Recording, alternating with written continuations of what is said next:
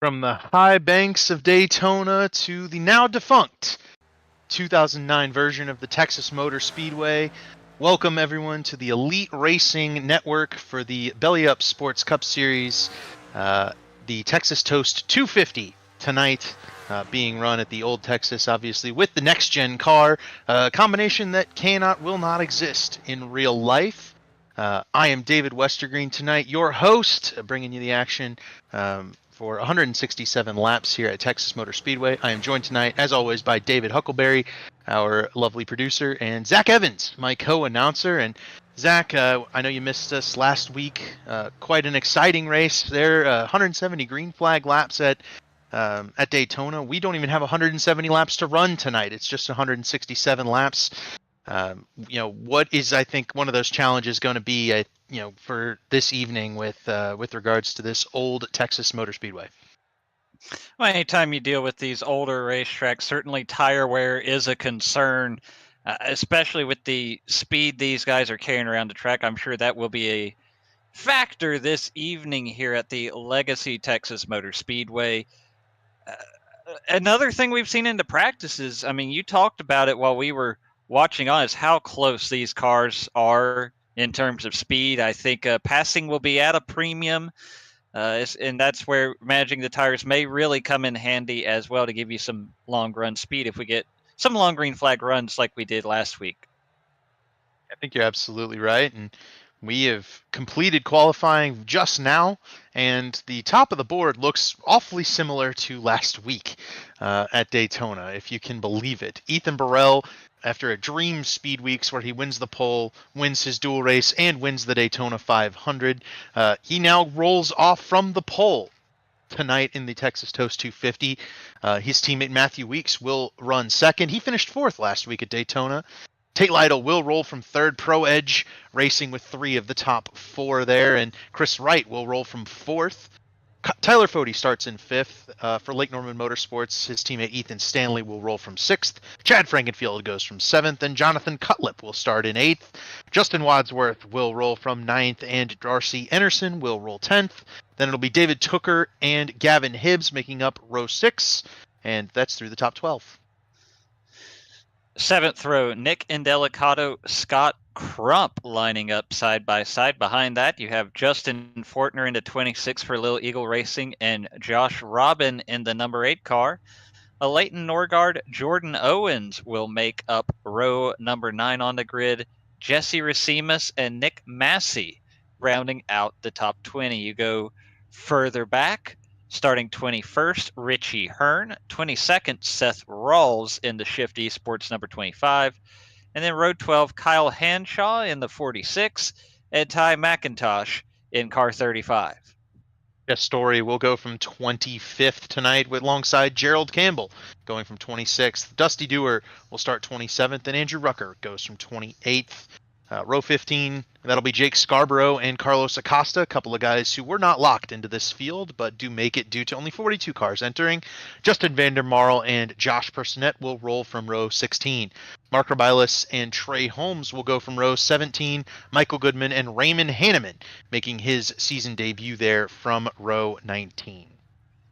Rounding out the field as pig slaps will be beginning shortly. Brent Jones starting 37th. Hunter Smith will roll off from the 38th spot. Michael Hossack starting 39th. Ryan Gable starting 40th. Deep starting spot for him. Ryan Schold 41st. And shotgun on the field, Johnny Thomas in car number 83. Yeah, good field, and I want to call attention back to our kind of top 3 here, 4 of our top 5. They finished 1 through 4 in last week's race, and they were 1 through 4 in the championship last year. That's Ethan Burrell, Matthew Weeks, Tate Lytle, and Tyler Fode. Any hopes that anyone could kind of break into that group is kind of null and void. You would have expected maybe a little bit of an upset at Daytona. Not the case. Those guys were pretty dominant, especially Ethan Burrell, and back here at Texas, a track kind of in the wheelhouse of all 4 of those drivers. They go 1, 2, 3, 5, respectively here at the Texas Motor Speedway. So the dominance by that group of 4 looks like it's gonna continue tonight. Indeed it does. And just looking through, since we now have some more of these capabilities here, on Ryan Gable's qualifying lap, on the second lap, he got incredibly out of shape and eventually hit the wall on the back stretch, about to check in on, since we have one more lap to green. But I'd have to assume, looking at the results, that was a similar fate for Johnny Thomas and Ryan Schultz. Yep, all three guys you'd expect to have qualified slightly better than last on the grid, but we'll be definitely keeping our eye on the three of them moving their way through the field tonight. I have to believe that the tire saving at this Old Texas Motor Speedway will be quite important, but I think you're going to have to dodge a few wrecks early in the going in this one. It seemed to me that the tires, when cold, were very prone to creating a snapping condition on these next-gen cars. And with the setup we've got for Old Texas Motor Speedway, it's certainly going to be treacherous, I think, while those tires warm up. Oh, for sure. I saw a lot of that both in practice and in my own laps in the car during the practice session. Definitely early on in the run, especially on corner exits. Some of these characters those bumps we see at these older tracks, along with the cold tires in this next gen car, definitely do not play nicely together. So hopefully everybody will be on their P's and Q's as we get underway here. Pace car is off, and the Texas Toast 250 is green. Ethan Burrell does not get a very big jump here. Matthew Weeks staying close to his outside, and the three Pro Edge cars will try to line up, I assume, and pull away from the field. But Tate Lytle's got other plans. He's trying to back Tyler Fode up and let Matthew Weeks in. Looks like they will orchestrate that perfectly, but it allows Chris Wright to jump to Tate Lytle's outside. Now we watch the field fan out on the back stretch. Of course, the top two already trying to break away, but just behind them, we see three wide there, about fifth spot. Chad Frankenfield, I believe that was maybe Tyler Fode in the middle, Ethan Stanley up top. And that is definitely not something these guys probably want to see this early on. Yep, that's starting to settle out. Ethan Stanley was able to break free, but now Jonathan Cutlip, couldn't quite make it hang on the outside. Yeah, Chad Frankenfield saw the checkup of Tyler Fode coming when Tate Lytle kind of backed out of the throttle there in the middle of turn one. Jumped to the inside. Chad's never seen a place he couldn't fit that 15 car that he didn't like. As Ethan Burrell leads early in the race here, we're watching that battle between Chad and Jonathan Cutlip, and it all started when Chad Frankenfield jumped three wide there on the very first lap of this race, showing that kind of patented aggression that he's known for here in this one. And man, Cutlip almost got the wall there in that 5 car. It looks like he's going to clear Chad Frankenfield for that 6th spot. Already plenty of aggression on display. Now we look a little further back here, watching some more side-by-side racing as they make their way through the front stretch. Justin Wadsworth in that 6 car on the outside. He's got R.C. Enerson behind him. I'm not sure Wadsworth is enjoying running that top lane. I don't think he wants to be up there right now. I think that car's gotten a little close to the wall a couple of different times, and I'm sure he would love to keep that thing clean on the right side here without bouncing it off the fence. Right now, I think he's struggling a little bit running that top lane. Yeah, I think he'd love to be lower on the track. Of course, right now it's Nick Indelicato to his inside in that number 10 3-wide TV car, preventing him from doing so. And as a result, he's boxed in, and so is R.C. Enerson behind him. There you saw, I believe that was Gavin Hibbs in another one of the shift cars drop in behind. But for right now, those guys are kind of pinned on the outside, and now it's 3 wide. Yeah, it's 3 wide. Scott Crump, his Wadsworth's teammate, down to the very bottom. R.C. Anderson's the one who stuck it in the middle of the Pro Edge Toyota. It's another one of those Pro Edge cars, but R.C.'s running the open schedule this year. He won't be able to make every race, so he wasn't locked into the Daytona 500, wound up not being able to make the duels, so we ended up not talking much about him. But here's another 3-wide battle. Right after that, it's Nick Indelicato, 3 wide between David Tooker and Ethan Stanley. Whoa. Almost does Tooker get the wall, but I think it's going to settle out. Man, this is a lot of aggression we're seeing early on. I'm a little surprised, David, but at the same time, we talked about how close these cars are together. maybe it's one of those cases where you have to get all the track position you can right now. Certainly, that seems to be some drivers' approach at the moment. R.C. Anderson able to get down to the bottom. He's got to try to work his way around Nick and Delicato now. You know, one thing I've learned, I've been announcing this league for a few seasons to this point. One thing I've learned is if you want to know what the right move is, you need to watch Tate Lytle. Right? He is backing up these corners. He is not as aggressive as some of these other guys around him. That 56 car is going backwards right now in this run. But I'll tell you what, if we make it to 5, 10, 20 laps in this race under green flag conditions, Tate Lytle's 56 car is going to move to the front in a hurry. You know, the question for Tate is always, does he give up too much time on these shorter green flag runs in the hopes of getting a really long green flag run? But the way this is cycled out so far, it's looking that he'll be the one moving forward once the tires wear and these cars start to lose the handle a little bit. Right now, Tate Lytle on the inside and giving up a few spots here. He was behind Chad Frankenfield when we started this conversation. Now you see David Tooker's gone by, Nick Indelicato has gotten by, Scott Crump, the latest to make his way around the 56 of Tate Lytle, and now Justin Wadsworth might be doing the same as well. We see Race Control chiming in. There was a spin for Hunter Smith, did not bring out the yellow. No further action. Looks like it was a one-car ordeal for the 54 of Hunter Smith. Pertinent. Viewers might have noticed the smoke on the back straightaway. That was due to Hunter Smith. There is a battle for the lead between Matthew Weeks and Ethan Burrell up front. Weeks has jettisoned his teammate up to the outside lane.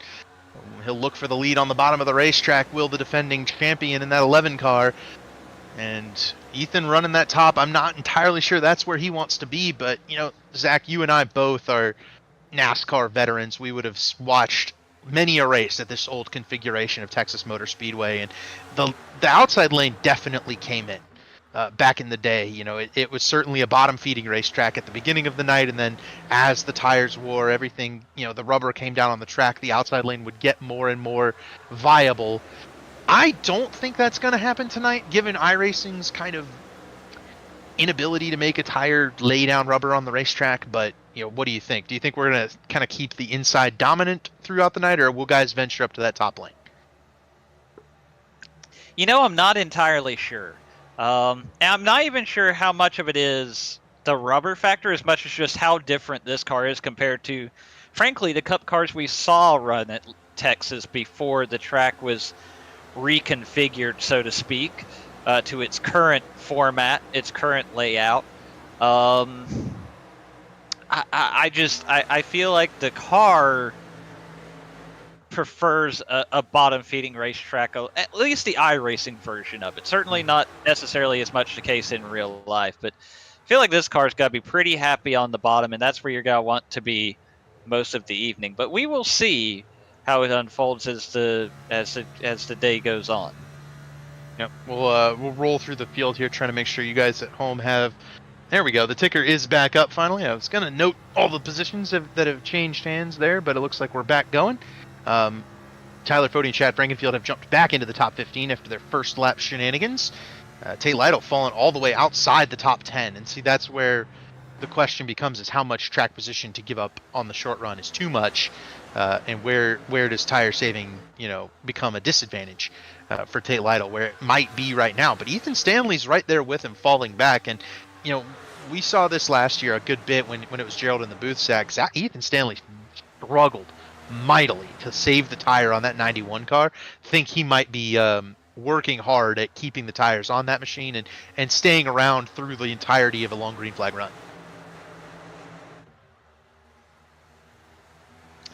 Yeah, right now Ethan Burrell has opened up nearly a half-second gap over Matthew Weeks. I'm kind of like you. I wonder if maybe Tate Lytle isn't giving up a little too much at the moment, but certainly we will find out over the course of this run. I imagine, based on my time in the car and a couple of conversations I had, if we were to go green without interruption, you're probably looking at pit stops starting somewhere in the 60s, as in terms of what lap. Mm-hmm. It's kind of an awkward distance, right? You're not going to be able to. You're certainly not going to be able to one stop it. So then I guess the question becomes at that point, I think you can make it on 2 stops, but do you try to do the undercut around? I guess you could even pit in the late 50s and be okay on that strategy and try to get the undercut, but how much you got to pay for that long term? Right. And finding that balance is going to be key for these drivers tonight, and the the spotters and those making the strategies in their ear right now. But as we watch, Ethan Burrell has opened up a fairly sizable margin over teammate Matthew Weeks. It's not 2 or 3 laps ago. Weeks was challenging for the lead.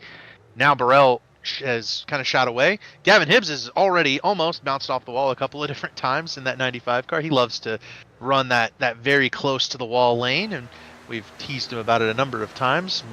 The other thing I am seeing, a lot of guys are trying that outside line. I saw Scott Crump run it in turn 1 a couple laps ago. I think he was just testing the waters. Right now we're seeing Josh Robin running up there. Jess Story is giving the outside lane some run in that 29 car back in the field. I'm very interested to see if those guys can work it in and try to get it going. Maybe it does have some advantages once the tires wear, as Kyle Hanshaw's in the inside wall hard. He's coming back up across the racetrack. That might bring out a caution.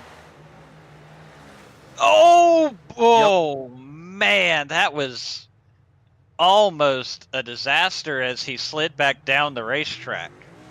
Yeah, Kyle Hanshaw on the 46. Did he get anybody coming back up the track? He comes all the way back up the track and hits the outside wall. They all missed him. Michael Goodman and Ryan Gable are going to be the ones that we're going to want to go on board with here down the way. Gable misses Hanshaw, and Hanshaw's going to get the wall and come back down in front of Personette, Goodman, and Rebelus. And almost gets Goody. In fact, iRacing's going to give him a little bit of contact.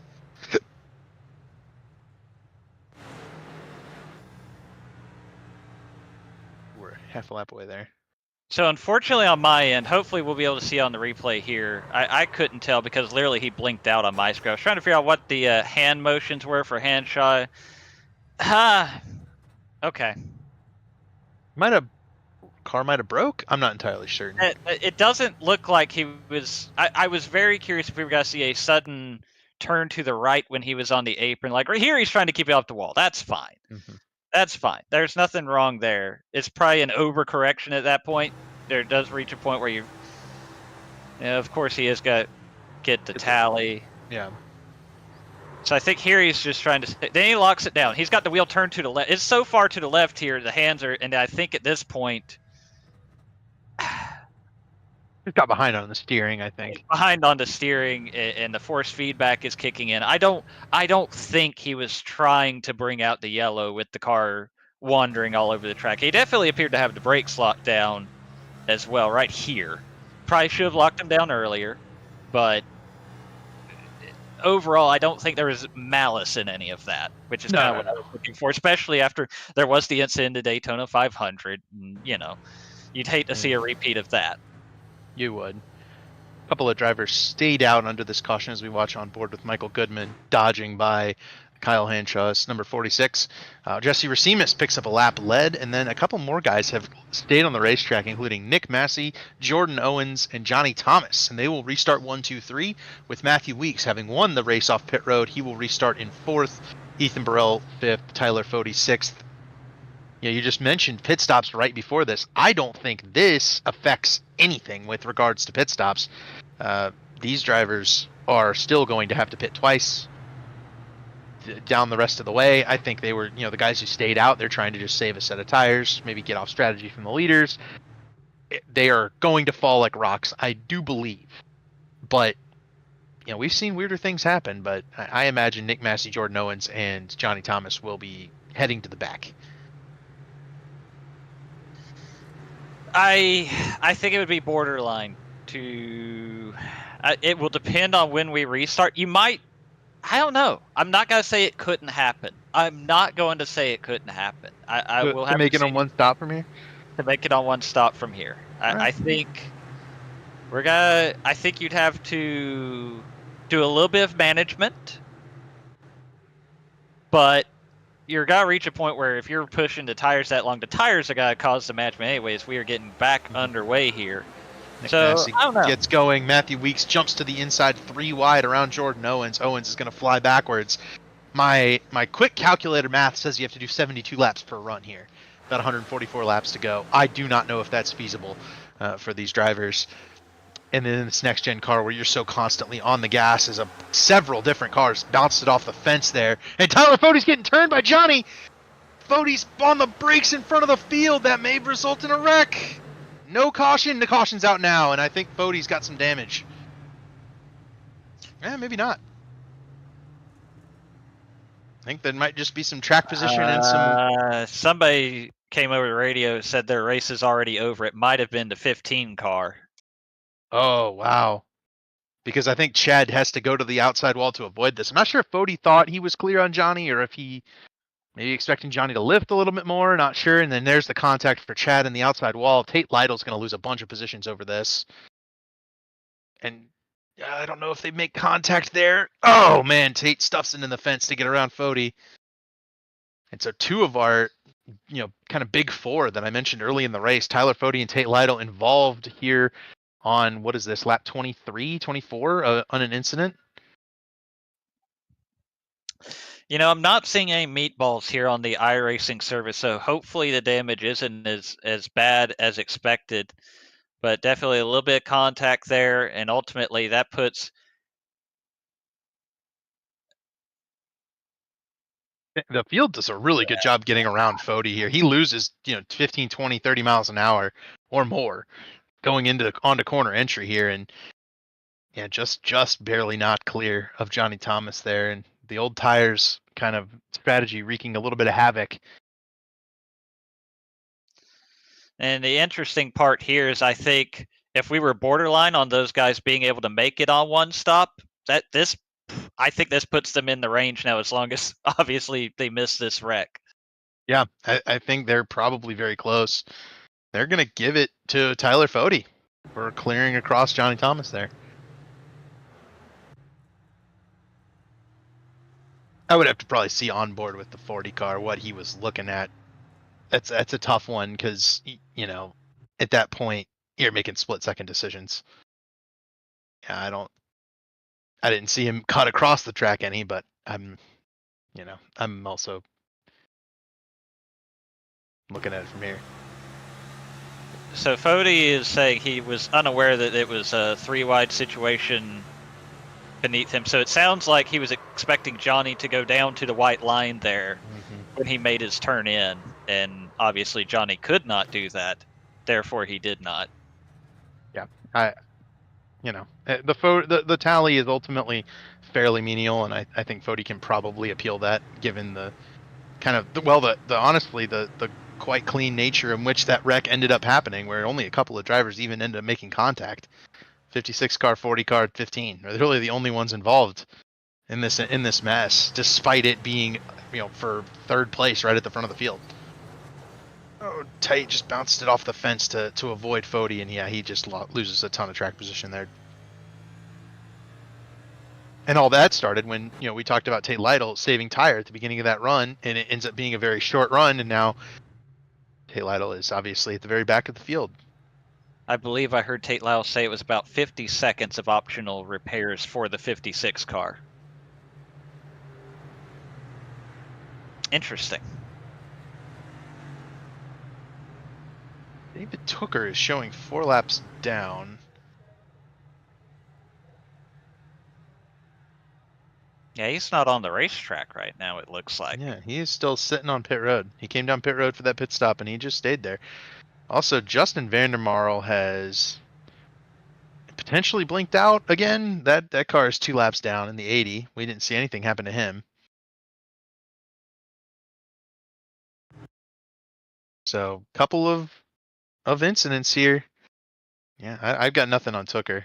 Doesn't look like that 19 had any damage when it came down pit road. He may have just had to step out.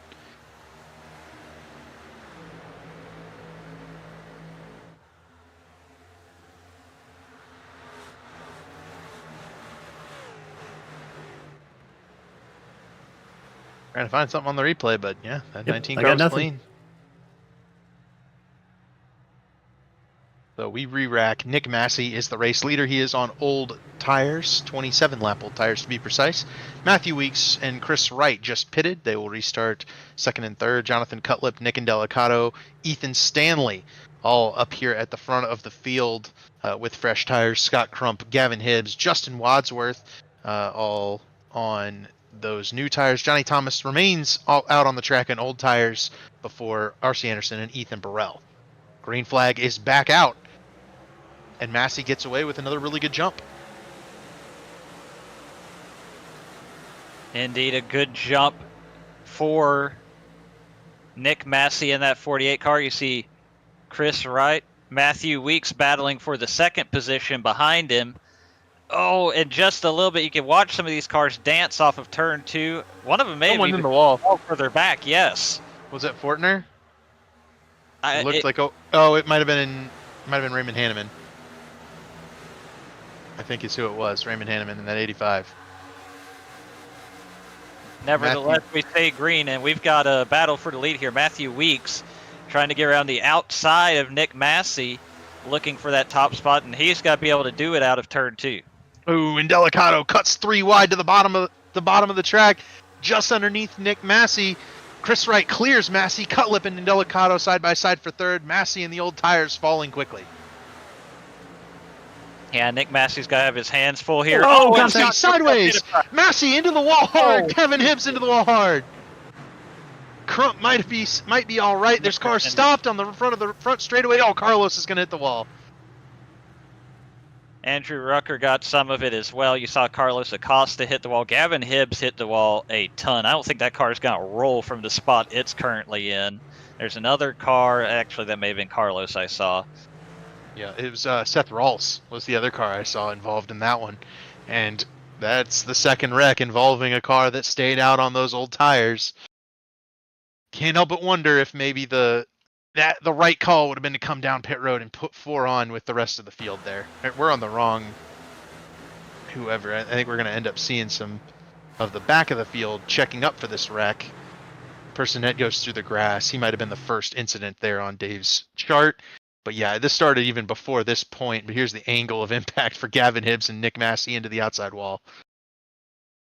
I mean, just a huge hit. Scott Crump goes spinning through the grass there.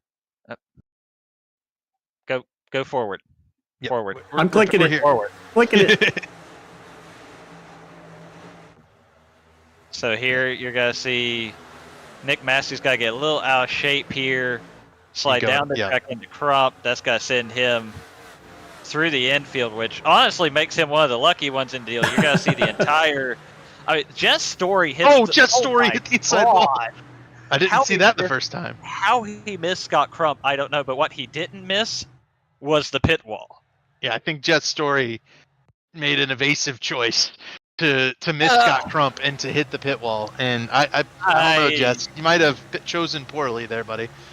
At some point, you gotta let your foot off the gas. Oh no, he got hit on the right front. That might have been part of the. He didn't hit the brakes at any point though. That I don't love that. I don't love that. I'm gonna be real honest with you.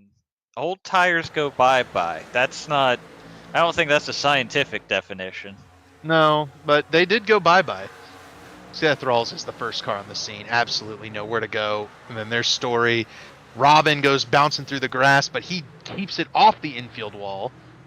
Story's kind of lucky no one else was collected coming up back through. I think we had 2 RK Motorsports cars go head on into a wall there because Carlos is also going to go smashing into the front stretch wall. These next-gen cars, the brakes are either really good or really terrible, and there's kind of no in between. Rucker straight into the door of Nick Massey. There's the contact, and Raymond Hanneman's going to get a piece of this. Yeah, Nick was Raymond was in a spot where it looked like he was going to be all right, and then Nick just kind of rolls down the track in front of him. That's a little weird. Yeah, I don't think Nick ever hit the brakes once he hit the wall.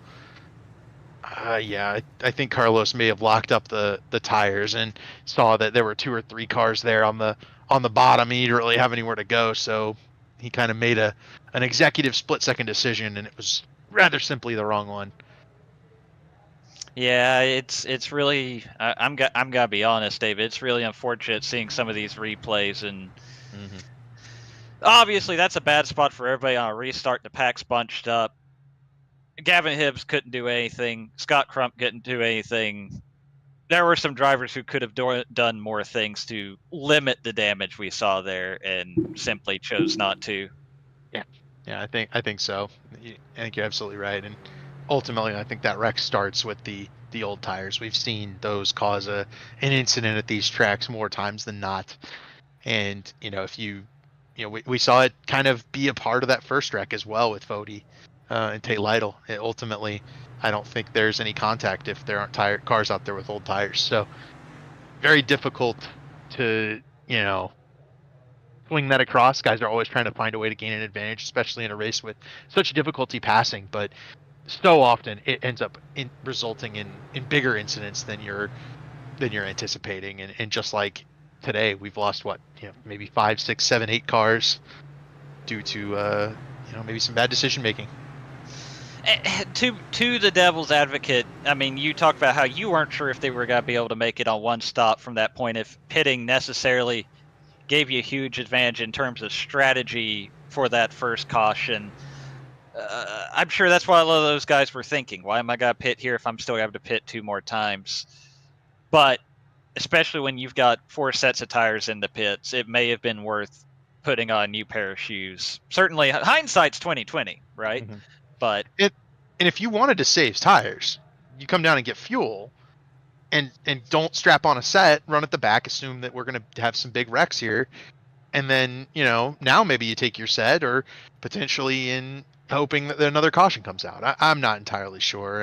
And we're up here in the booth, obviously in the race. It's a lot harder to make these calls, and you're making a lot of split second decisions. So we're not know-it-alls. We're certainly not the best of drivers out here. Pace car does go off, and we will go back to green with Matthew Weeks leading the way in front of Chris Wright, Jonathan Cutlip, and Nick Indelicato in the second row. Ethan Stanley, Justin Wadsworth in the third row. there you see Jonathan Cutlip will try to pull to the inside of Chris Wright and move into that second position in the number 5 machine. Once again, fanning out 2 or 3 wide on the backstretch. We'll see how it works as we go down into turn number 3. Somebody was way up the hill there from the bottom lane. It was Hunter Smith that bounced off the fence on the back straightaway, ran the top there in 3 and 4. Up front, Matthew Weeks has cleared for the lead. The battle is for second between Jonathan Cutlip, Chris Wright, Indelicato, and Stanley are side by side for fourth. And then it's the pole sitter, Ethan Burrell, who got back in the field a little bit after that pit stop. He ended up coming out of pit road behind Matthew Weeks, got trapped behind the cars that were on the older tires, and then checked up big for the wreck involving Tyler Fody. Went all the way outside the top 10. He's now fought his way back into sixth. Raymond Hanneman rejoining the action. Just heard him call out that he is pitting out, but we watch this battle for second continue. Jonathan Cutlip in the 5, Chris Wright in the 9 as they make their way out of turn number 2. Ethan Stanley's got to try to draw up towards them as that fight continues, but now Jonathan Cutlip will get clear of Chris Wright for that second position. Yep, Cutlip looking pretty strong here early in this one. These guys are coming up on Raymond Hanneman. One name that I want to throw out there, and it's your buddy, Zach. It's Ryan Gable. He is up to 11th from that 40th starting position, and he is hunting after 10th right now, going after Gerald Campbell on the outside lane. We talked about the trouble he had in Paul. Well, then he hit the ball. That won't help anything. There you go, David. You're I won't Let's say get that. off Ryan Gable. Oh, and behind that, I believe that was Scarborough. Scarborough got up the hill a little bit into one of the Do Good cars. It is Dusty Dewar. So, yeah, fortunately that didn't go worse. Retired David Tooker had a prior engagement. There you go. That'll do it every time. Yeah. Call it a mechanical failure for the NASCAR purists. Also, there you do see Raymond Hanneman. We mentioned he was back out on track. Obviously not up to full speed. He's staying high, trying to let everybody by, but he is making laps and trying to earn those valuable points. Yep. And for a car looking to gain a charter to this series next season, he needs to get as many as he can since he missed the Daytona 500 last week. Actually, did Hanneman get put into the 500? He might have been. Taking the quickest... yeah, no, he ended up missing the 500 last week. Further forward, we see this is Nick Indelicato in the 10 car, sizing up Ethan Stanley in the 92. We've got a car in the grass further back. I believe that was Jordan Owens streaking through the grass. Hopefully, yes, he'll be able to slot in behind everybody and not bring out a caution. He and Justin Fortner made contact in turn 3 and 4. Fortner smacked the outside wall, and Owens found some new landscaping down there on that defunct Texas front stretch. Meanwhile, back up front, Jonathan Cutlip reeling in Matthew Weeks. We might have a battle for the lead here shortly, and meanwhile behind them you see this battle for third. Chris Wright to the inside, Ethan Stanley to the outside. Guy I've had my eye on here, and as Wright and Stanley battle, looks like Stanley will get that third position from Chris Wright. He is moving forward. Guy I've had my eye on is a guy that ran really well in last week's Daytona 500. That's Ty McIntosh. He is currently 9th, but started 24th, has been moving pretty consistently to the front in that Shift Esports Ford. Looks like Pro Edge loaned him back to Shift Esports after hanging on to him for the entirety of the 500 up until the very last couple of laps where he and Tate Lytle made some contact down in, with a chance to win the 500. And Ty definitely a little upset over the contact, but also, he wanted to win that race. He was very fast. He had a really good shot. And back here at one of the more, I think Tate Lytle would call it a regular racetrack, a real racetrack, and back up in the top 10 once again after a pretty dismal rookie season. So it's good to see Ty running well. I think it's a little bit of a relief, regardless of what series you're in here in Elite, once you get past that first week, right? Even if you love the super speedway racing, if you're one of these guys who runs, especially more than one series in Elite, you're running, over the course of the speed weeks between the duels and the truck race, the Xfinity race, you might run, close to 1,000 laps at Daytona over the course of that week. You're ready to go anywhere but Daytona after that, no matter how much you love the place. Absolutely right. And, one guy who I think was really glad to get out, was kind of sad to get out of Daytona was Ty McIntosh, right? He ran really well in the 500 and won the truck race. I believe he finished in the top 10 in the Xfinity race, too. So despite all those laps at Daytona, Ty McIntosh, one of those guys who very, very much enjoyed his trip to Florida, and now here at Texas, enjoying that as well. As Jonathan Cutlip's enjoying having a full connection this week. He was dropped out of the Daytona 500 very shortly into the start. He's battling Matthew Weeks for the race lead. He drives to the bottom here in turns 3 and 4 in that number 5 machine. Can he get the run off out of the hill? Not quite. Matthew Weeks hanging tough on the outside right now in that number 11. These guys are good friends, but they are definitely rivals on the track right now. Weeks pinning Jonathan Cutlip to the bottom of the track. Weeks' car loosens up a little bit. He almost gets the outside wall. Can Cutlip clear going into turn 3? Indeed, he does get clear going into turn 3. Cutlip really was able to drive a lot further into both ends, turns 1 and turns 3. That's where he made up a lot of ground. Have to wonder, is Matthew saving just a little bit more at the moment, or is Jonathan just that hooked up right now?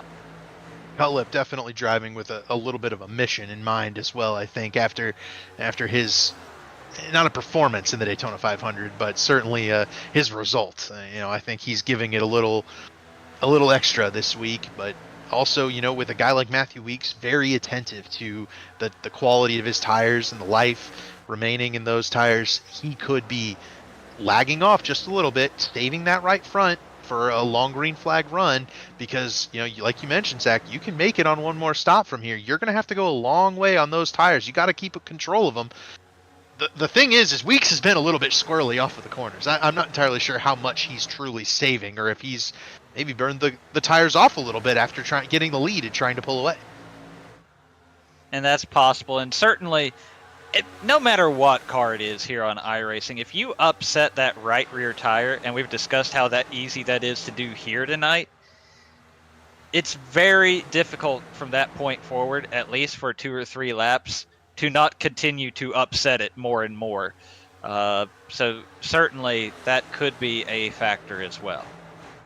Yep. Ethan Stanley trying to work into this battle between Cutlip and Weeks for the race lead here at Texas. And Weeks is actually jumping after Jonathan Cutlip. Ran the outside just a little bit. Got a run after that 5 car. He's going back after the race lead. And maybe that was exactly the case. Maybe those rear tires just got a little too hot. Matthew Weeks chilled out a little bit, literally and figuratively, got back in his rhythm, and now he's back around Jonathan Cutlip for that top spot. Also helps that this next-gen car creates a ton of draft. So, what with this, Matthew Weeks up nearly into the outside wall. He got a big run through the center of the corner.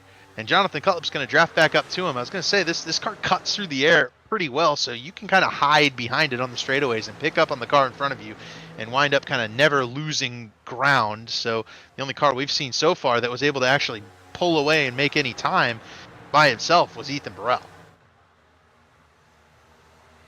Speaking of Ethan Burrell, there he is working around the outside of Chris Wright as they battle for the 4th position. Burrell's going to clear Chris Wright. Now RC Anderson's got to try to follow his way around. Anderson running in that same Pro Edge stable with the Toyota right in front of him, or he's right in front of Nick and Delicato, the Shift Esports Ford, and both of them going to take that outside lane around Chris Wright. Looks like that's maybe the way to pass. That outside lane where you can keep up that momentum, pin that car on the inside down on corner exit. Don't let them wash towards the wall, and you end up picking up ground that way. It looks like that's the way Anderson's going to make the pass. That's the way Delicato's going to pass, and that's the way Ethan Burrell made the pass. Oh, we got a car in the wall here. I believe is that Hunter Smith? That is indeed. He's going to need to take a tow. Yeah, didn't bring out a caution. He was off the racing surface. We'll take a look on the Mark Reblos replay machine. Oh, jeez. Was that Josh Personette that... It was. Did the climb up the side there.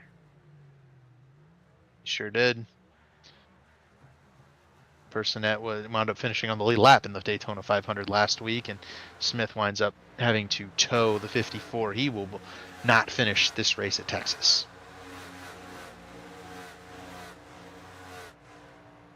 So now we see Josh Personette rolling down pit road. Back up front, Ethan Burrell has gone around Ethan Stanley, and RC Anderson is following suit. Nick and Delicato is right on Anderson's tail, so the cars moving forward right now are the 37, the 50, and the 10. Justin Wadsworth's moving forward a little bit as well. That 6 car starting to inch closer to everyone else in the race control. Is going to give that to Hunter Smith, give him a tally, even though the yellow flag did not fly.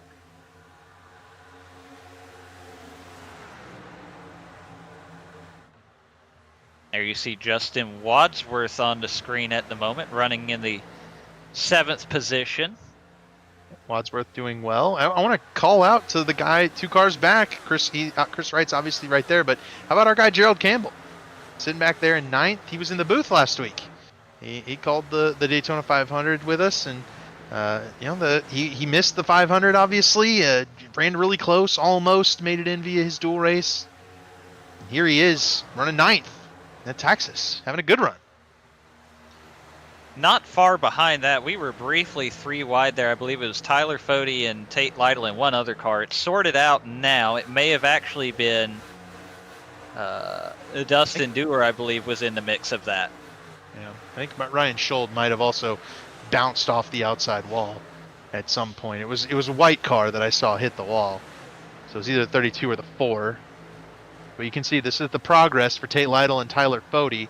They have, and Chad Frankenfield as well. All 3 of them are up to 14th, 15th, and 16th after getting involved in that first wreck, ending up behind the second big wreck and missing it completely. They are now, working forward with a little bit of damage. Scott Crump's another guy who got involved in that wreck but did not get terminal damage, and now he is working his way back towards the front up here into, I believe that's 18th position.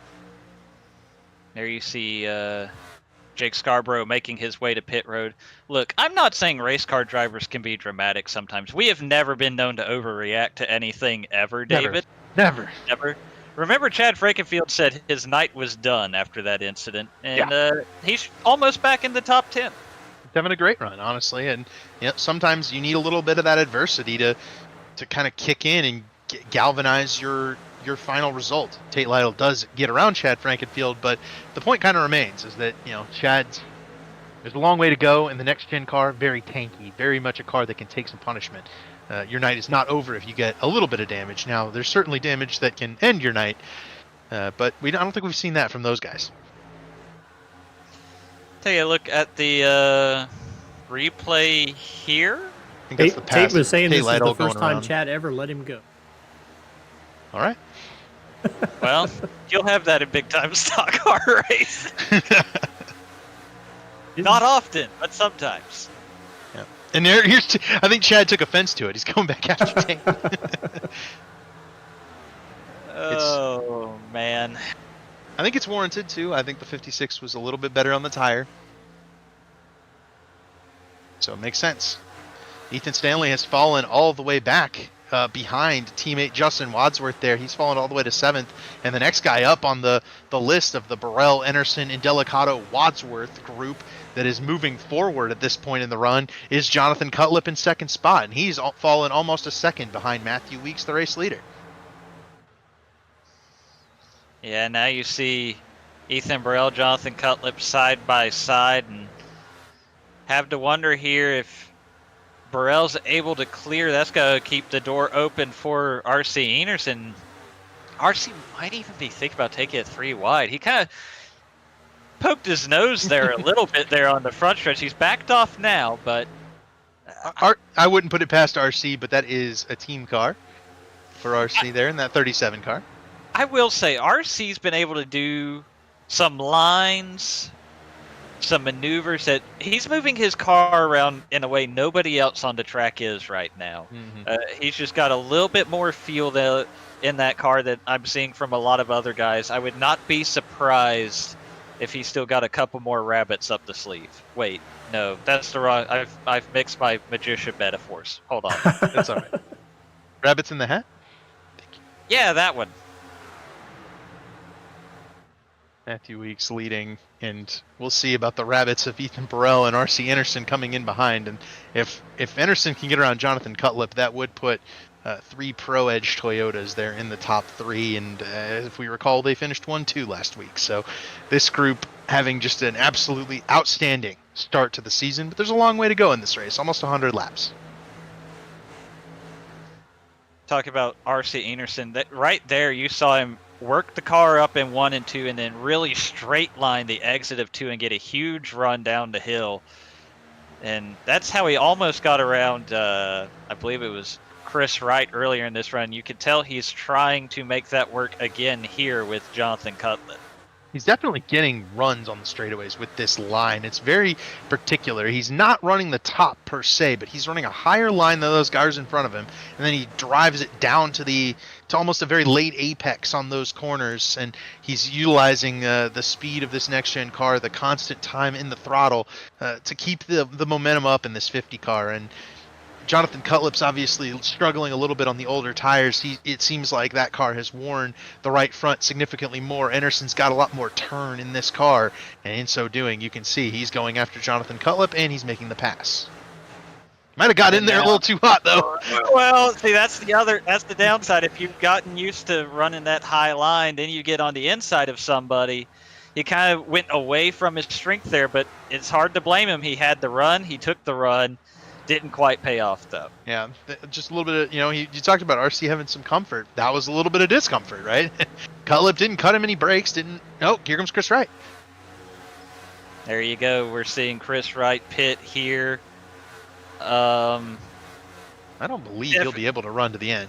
No, we've still got a little less than 100 to go here. This is not going to be, this is going to still need another 2 stops here. Was he one of the guys had pitted earlier? No, yeah, he came out of pit road with Matthew Weeks. So he's going to have to make one more pit stop for sure. So Yeah, that's have to figure he's just completely used up the tires and he's committing to the two-stop strategy at this point, or he ran into some kind of issue, one or the other. I'm guessing, knowing Chris Wright, it's a guy who likes to get off strategy, likes to give it a run. It may not work for him. He's willing to accept the potential loss in position. As here comes Anderson after Cutlip once again. Yeah, Chris Wright's willing to accept it. He's a guy who, I'm all right if it doesn't work out and I finish 25th. Right? He was like, I was probably going to finish 15th anyway. What's 10 more spots? That's kind of Chris Wright's game plan. And his other thought is, what if it works, right? What if he gets the caution, ends up with the right track position, or what if these guys are a little bit slower than he is, and he's able to make up a lot of time on this run, pit with them next time, and then continue to keep the fresh tires up and make up ground and finish inside the top 10. That's the kind of calculus Chris Wright's thinking about here. Is Anderson's continued attacks after Cutlip have resulted in Nick and Delicato getting a run after that 50 car. Yeah, now that he working that higher side, the bottom opened up for Nick and Delicato. He's got to try to work his way into this battle. As now we see Kyle Hanshaw will come down pit road. We've seen Hanshaw in the outside wall, and inside wall, I think, already in this race. So he'll certainly be looking to put some fresh rubber on the 46 car. The Lake Norman Chevrolets coming up on this front group as well. Burrell and Weeks have stretched their lead out. They've got almost 3/4 of a second on Jonathan Cutlip here, and Wadsworth, Stanley, who's already certainly started to struggle on those older tires, but he and Ryan Gable have jumped to the outside lane. We'll see if they can kind of make up some ground up there. I'm a little worried about how that will work, but Stanley's got a run on Justin Wadsworth.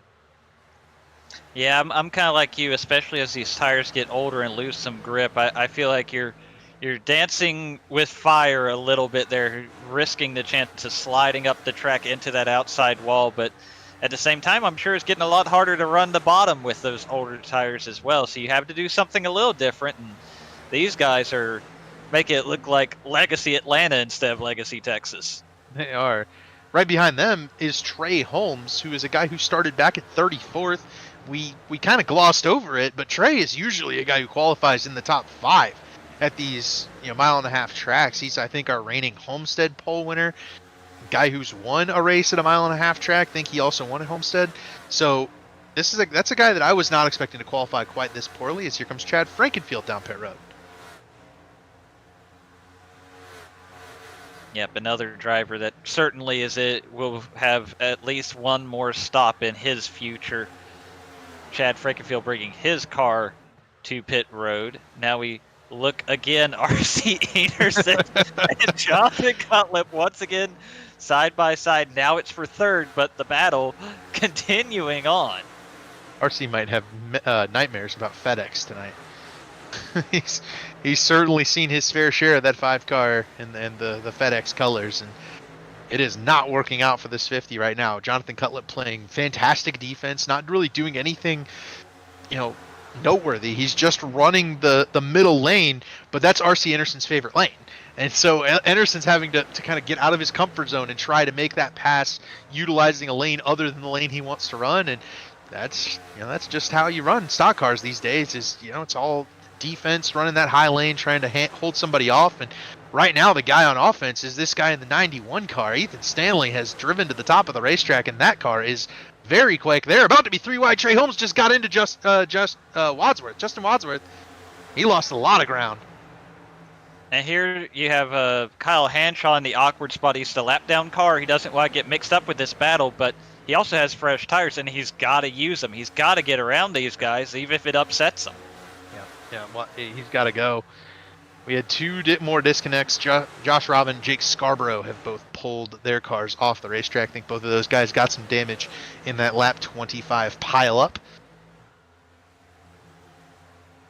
Oh, I think Indelicato got just a piece of the wall there. Is working the outside as Kyle Hanshaw was getting by. Yeah, RC has fallen way off the back bumper of Jonathan Cutlip. Cutlip's been able to manage the losses there as Ethan Burrell hits pit road. He is the first car to come down, and this is maybe a little bit early. I'm not entirely sure Ethan can make it from here. There must be some calculus because he was running second. That's 89 laps to go. I don't know about that one, Zach. Man, I mean, I will say the fall off has been pretty significant. I mean, for Burrell, you're looking at his fastest lap was a 30.409. Cutlip and Anderson both go. coming down pit road. I don't know if Anderson made the commitment cone. I think he did. Check for a black flag on the 50 car. I do not see anything. I'm not seeing one. Yeah, I think he's all right. He made an emergency pit stop. He decided very late that he was following in Jonathan Cutlip. So yeah, you're seeing more and more of these guys. Oh, and there's Chris Wright trying to get around Nick Indelicato. Again, these guys with the fresher tires, they've got to use them. They've got to take advantage of that. You don't want to upset anybody, but at the same time, you can't just let guys be in your way either. Yeah, you got to make your passes. Lake Norman pitted. Yes, the entire organization: Justin Wadsworth, Ryan Gable, and I believe Ethan Stanley stayed on the racetrack. But Wadsworth and Gable pitted. Tyler Fody did stay on the racetrack. He and Tate Lytle are now 4th and 5th. But most of the field has hit pit road. Michael Hosack down pit road. Ryan Schuld has come down pit road. Matthew Weeks stays out, and Weeks has been known to kind of run it a little long as Art Richie Hearn heads down pit road. And at times, a little too long. I wonder if Ethan Burrell maybe, well, you know what? Matthew Weeks is going for that point, right, at lap 84. Certainly, you do have the playoff point at the end of lap 84. I wonder, again, I can't shake the thought, maybe, as I hear Michael Goodman is going to come to pit road this time. I'm still not ruling out the one stop. I've got to be honest with you. I think there's definitely some guys who are going to try it. It just might be too slow, right? And if that's the case, does that mean Chris Wright maybe is in the driver's seat? Maybe, because he pit. When did Chris Wright pit? A while back. I mean, lap 70, 67. So he'll have more time on the fresh tires than anybody else. And I mean, yeah, because it was around 100 laps to go. So I mean, you take that 250 lap runs. He's gotten the undercut on everybody else on this run. Yeah, he's a half straightaway ahead of Ethan Burrell right now. Burrell's going to close that gap down. I think he'll be by right in 10 laps, but the net gain is probably very high for Chris Wright at this point. And honestly, it's got to put him in the driver's seat to make the next call, right? Right. If you're able, maybe depending on how long it takes those guys to catch up to him, maybe he's the guy that starts the next round of pit stops, or maybe he runs it long and tries to get the fresh tires on the back end of it. He really has a few more options at his disposal, to be completely honest about it. Right. And yeah, I'm looking at some of these guys too, as Matthew Weeks does come around to complete that stage playoff point and grab that at the line this time. What about a Leighton Norgard right here, right? Running 6th. Scott Crump running 5th. These guys were running in the 20s before that this cycle of green flag pit stops hit. These guys have nothing to lose. Go for the one stop. Maybe it works. Maybe it doesn't. But you have absolutely nothing to lose by trying to find out. Because you're running in the teens anyway. As Matthew Weeks hits pit road right now. Matthew Weeks on pit road after collecting that playoff point. That will move Ethan Stanley into the top spot, as it looks like Nick Indelicato has followed Matthew Weeks on the pit road. I mean, Indelicato was maybe hoping for Mr. Weeks to pit before that halfway point. Did not work out, but from here, I mean, you're still looking at 80 some odd laps on these tires. We've got trouble. We've got trouble. They have gotten it under control. I believe it was Andrew Rucker. There's a caution on the apron, and now there is a caution. There may be a wreck behind that. It started with, they looked like about 17 wide in turn 2. Andrew Rucker made contact with somebody in the process of all of that. Not saying it was his fault. I was just catching it as it was happening, and wow. I would not be surprised if that led to the incident. Whatever was happening there. Oh, what I was seeing. They're way too wide. Rucker is going to get into it with Ty McIntosh. Had Ty come down pit road yet? Ty was on old tires. Rucker was on fresh tires coming through, and I think Ty's going to hook and back up the track into that's Richie where it's Hearn. gonna go wrong. Yep. That is a tough break for a guy who would run in the top 10 for a good portion of this race, and he's going to collect Richie Hearn as well. And this changes everything, because now those guys who had stayed out, they can pit under this caution. They stay on the lead lap. A lot of guys are going to have to either take the wave around or pit and stay a lap down. This is big. So Chris Wright, Ethan Burrell, Chad Frankenfield, Jonathan Cutlip, and R.C. Anderson, they will all get back on the lead lap with this caution. Is Matthew Weeks on the lead lap? That's what I'm trying to figure out right now. It looks like he is. I think Weeks is on the lead lap, and he had just pitted. So Weeks and Indelicato will be first and second.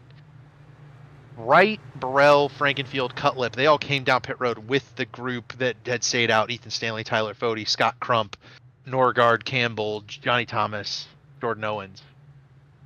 Wave around cars will be Wadsworth, Trey Holmes, Tate Lytle,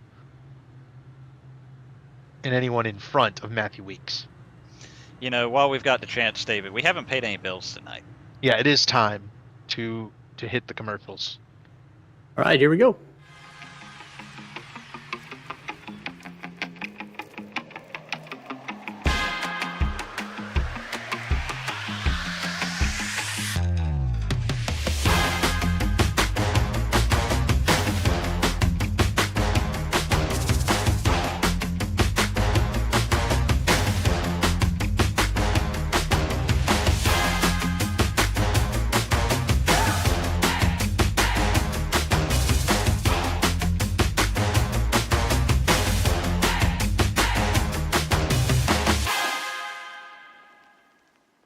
The Bommarito Automotive Group 500 at Worldwide Technology Raceway is not just a race, it's a spectacle. Friday, August 16th and Saturday, August 17th. The race everyone talks about. The Bommarito Automotive Group 500, only at Worldwide Technology Raceway. Go to www.traceway.com now, because the first deal is the best deal.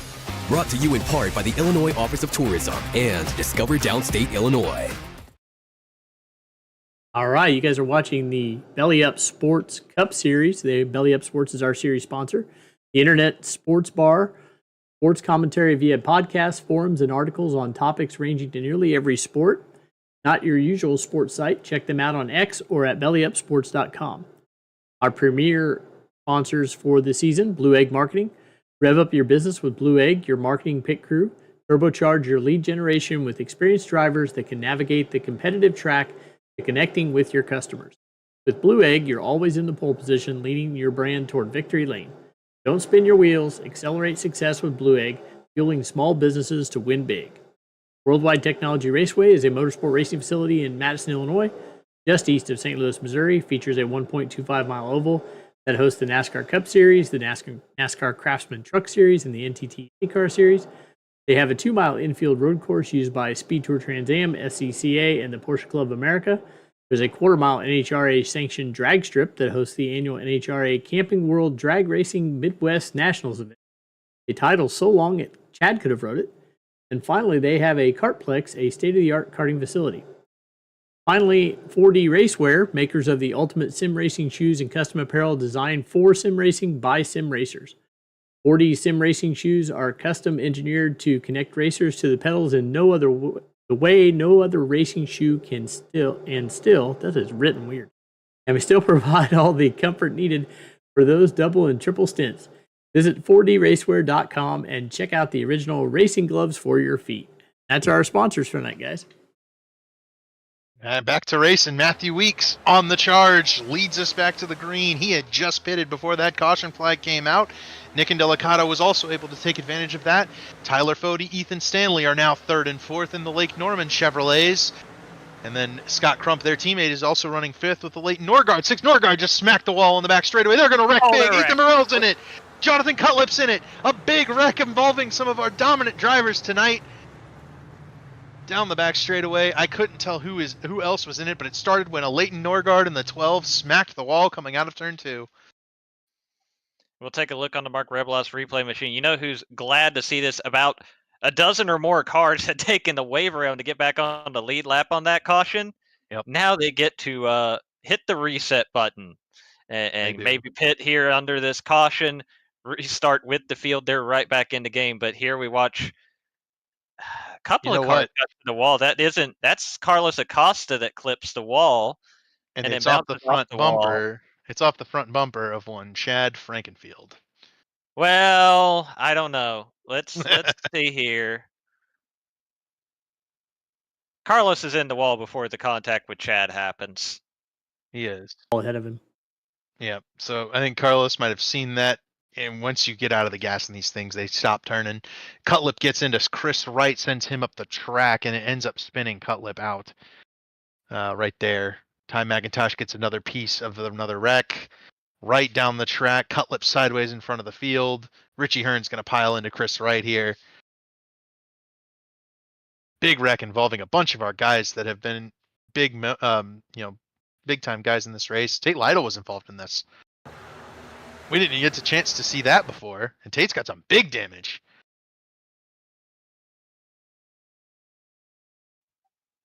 We don't have the best angle on this one. It says Dewar and Jesse Racimus, a couple of do-good drivers looking in the back. Still rolling. Tate's still fine. I think Tate's gonna. Oh, Gable's checking up in front of Wadsworth. Looks like those guys made it through okay. Yeah, I think that's fine. I think Trey is. Somebody. There it is. Gets out of shape on the brakes. Oh, Wadsworth and Gable do get piled into this. Okay, that's ahead of. Okay, you're not looking at what I'm looking at. All right. And Tate. Wadsworth and Ryan Gable were not on the screen, sir. Yeah, they were. They popped into it. They were on it. Eventually, yes, but you were looking at them. Well, yeah, this is. There we go.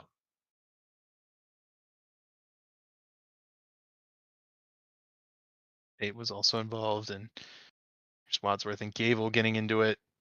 Nick Massey, kind of an innocent bystander in this one.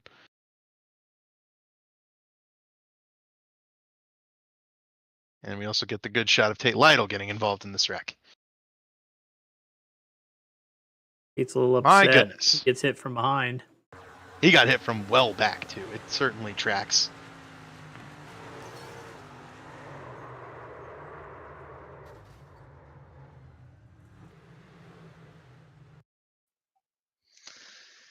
Well, so.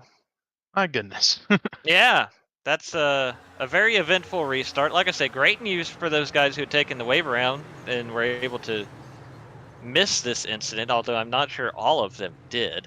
The three guys that we just mentioned, Gable, Wadsworth, Tate Lytle, they are all wave around cars. Yes, they were. So, didn't go so well for them.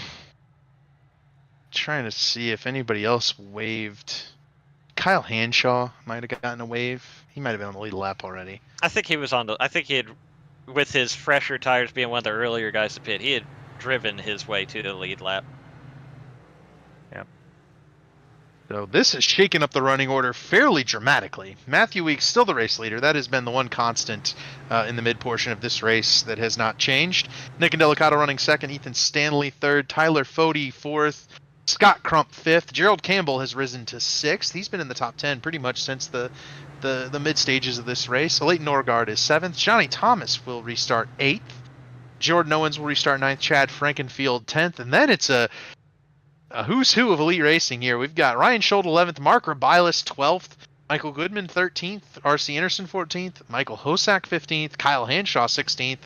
Brent Jones in 17th, Justin Fortner 18th, Jesse Racimus 19th, and then it's the guys who had pitted with Ethan Burrell there in 20th.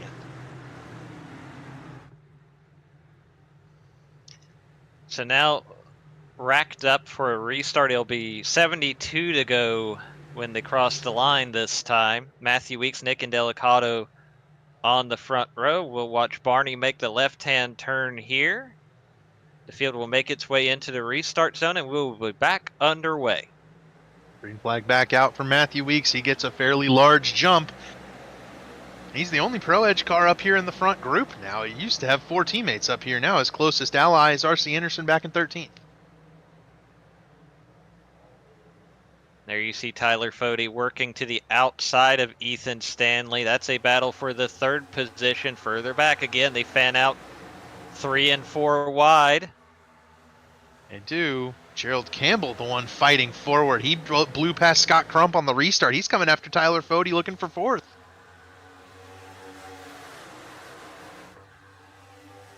There you see Gerald Campbell going to the outside. Don't think that's going to work just yet. Tyler Fode still with those fresh tires, able to wrap the bottom pretty well, but man, a head of steam down the backstretch for Gerald Campbell. Yeah, that outside line works well. I do wonder if it'll burn the tires off. Gerald certainly feeling racy here, running for that top 5 spot. He's jumping to the inside of the 40 car. Look at old Gerald Campbell go for 4th. Definitely plenty of momentum on that 00 car.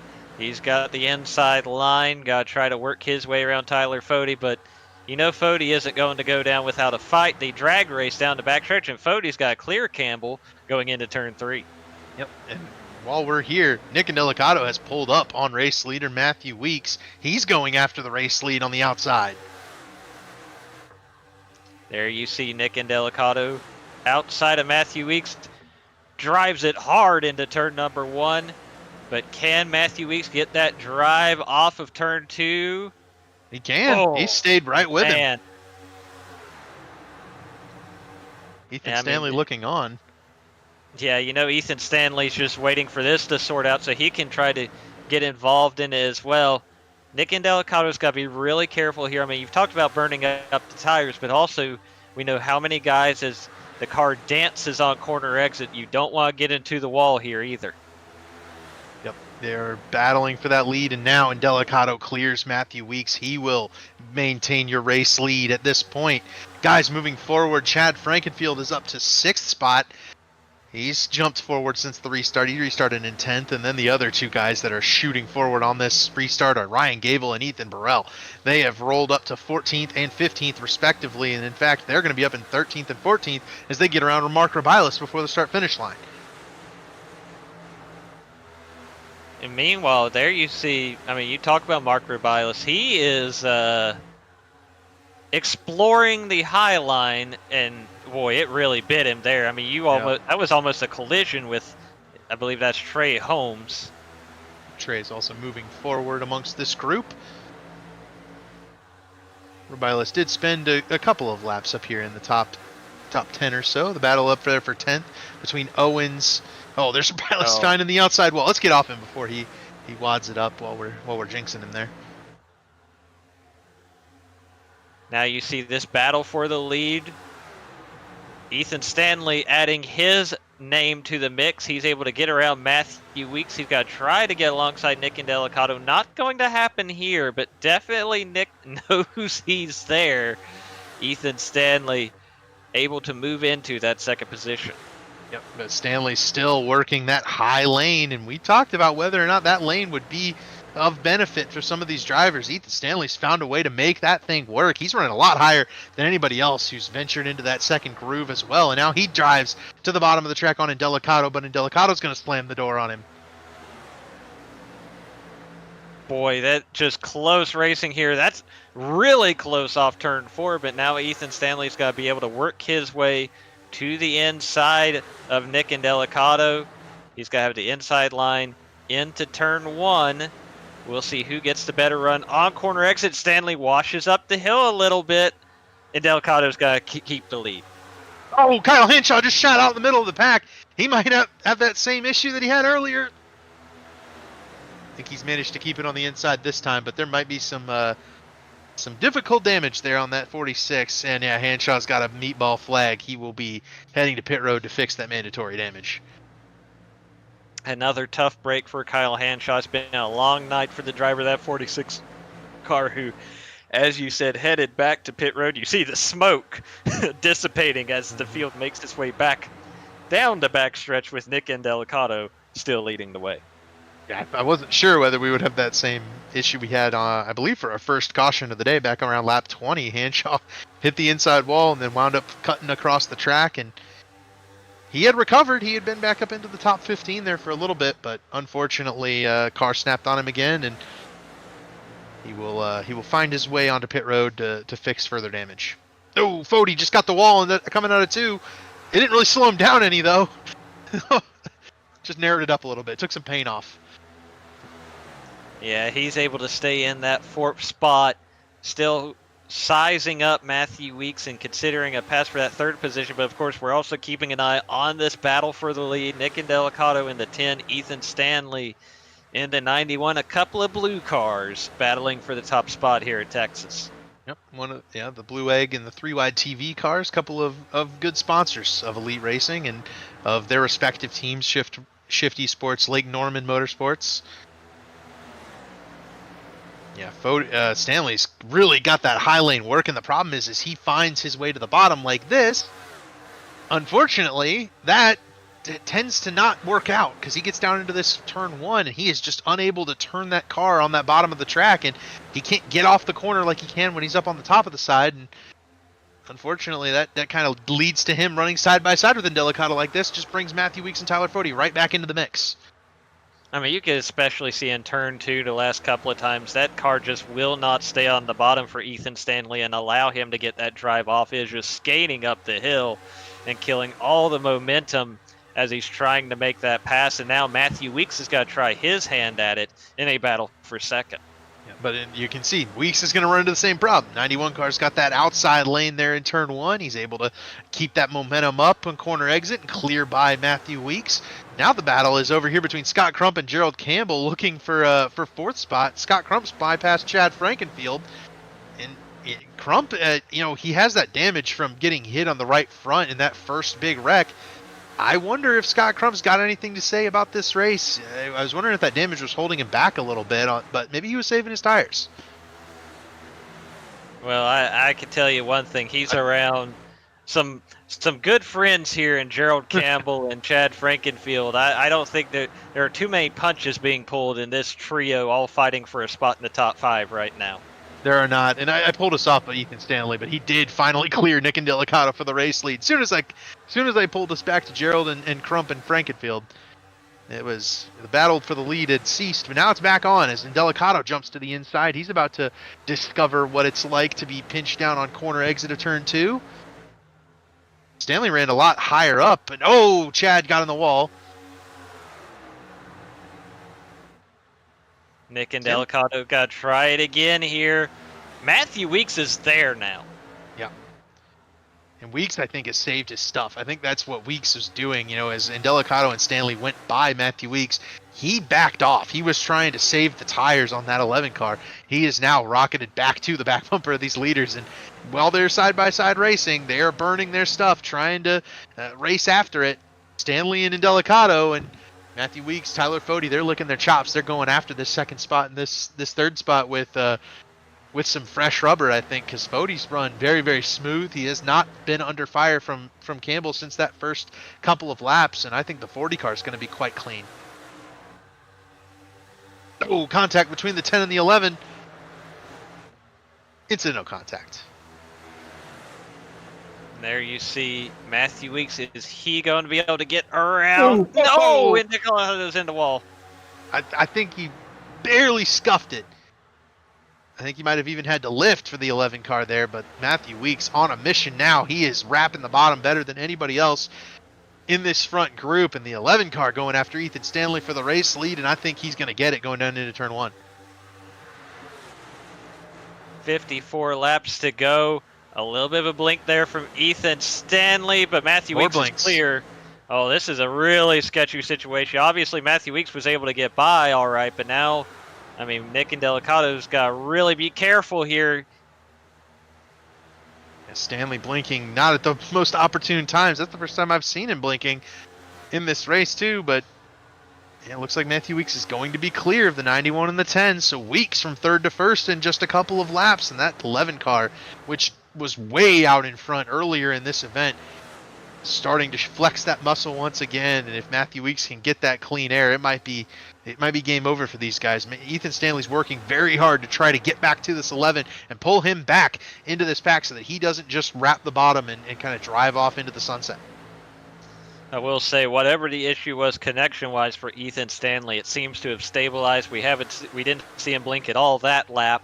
Hopefully that is the case, and we can continue to watch this battle for the lead. One name you're going to see on your ticker now, Ryan Gable just went around a Leighton Norgard. That was for the 9th position. Gable. Oh, they're trying to wreck in front. Nick and Delicato just about locked it coming off of 2. He's going to lose 4 spots, fall all the way back to 7th. But he's going to live to fight another day. I think the 10 car might have burned up the tires there when he went up there for the race lead. If he hadn't, now he has. That car was incredibly out of shape coming off turn 2. Fortunately kept it out of the wall and only lost those handful of spots. But now you see Ethan Stanley really wrapping around the fence there through turns 1 and 2, trying to see what he can do to get around Matthew Weeks for this lead.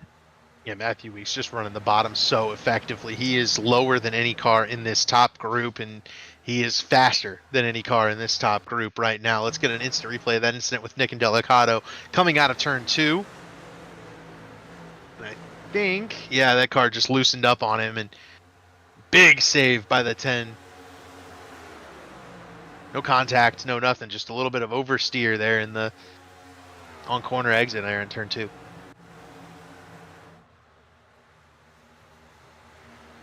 Now we watch on this battle, Chad Frankenfield, Nick and Delicato. Chad's coming up pit road. Oh, Chad's pitting.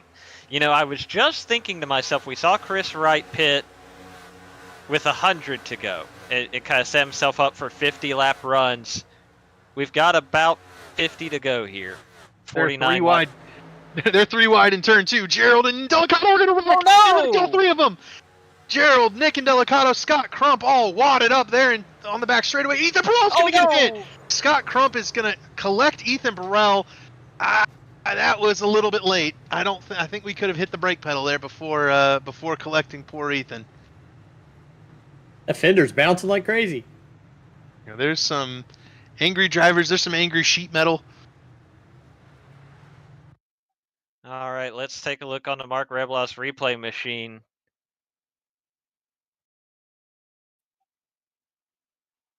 I don't know if that's going to be a blessing or a curse for Chad. We're going to have to come back. We're going to have to visit that after the replay as well. Chad's on the lead lap. I think this is a blessing for Chad. Did he stop though? Oh, good question. Let's take a look. So there you see the contact as they were 3 wide. Man, I don't know if Crump had brakes because he takes a pretty good shot on both corners there. And obviously now you guys see those 2 cars are kind of tangled together at this point.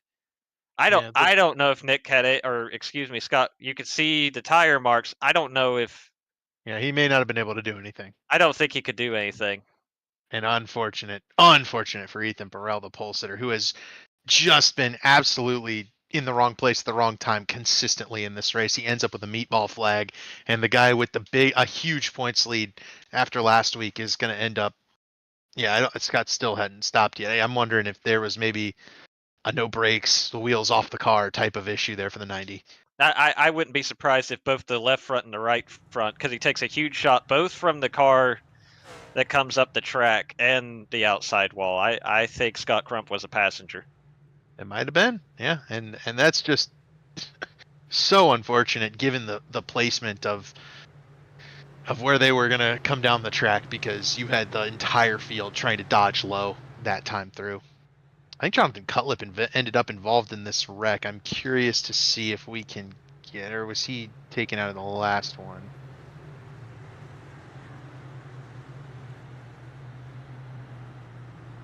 Yeah, he was in this race. I think Cutlip was taken out in this wreck, so.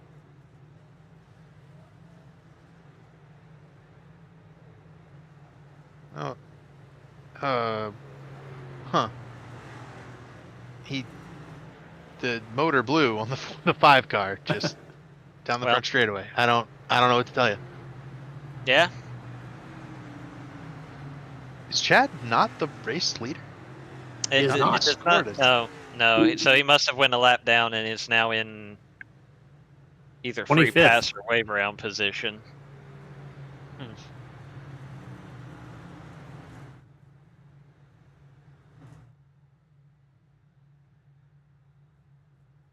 That's interesting. Yep. Because I don't. Well, I'm trying to time it up here because they're wrecking down the back and Chad's on the front straightaway. I'm not gonna lie. I think that's a clerical scoring error here because Chad should probably not be a lap down. Well, Well, he's out. No, you know what? He did go a lap down. I was about to say Take it he back, can't. I understand what you're saying, but Yeah. he's still sitting still while the pit stop continues. Yeah. There's not much he can do. Yeah.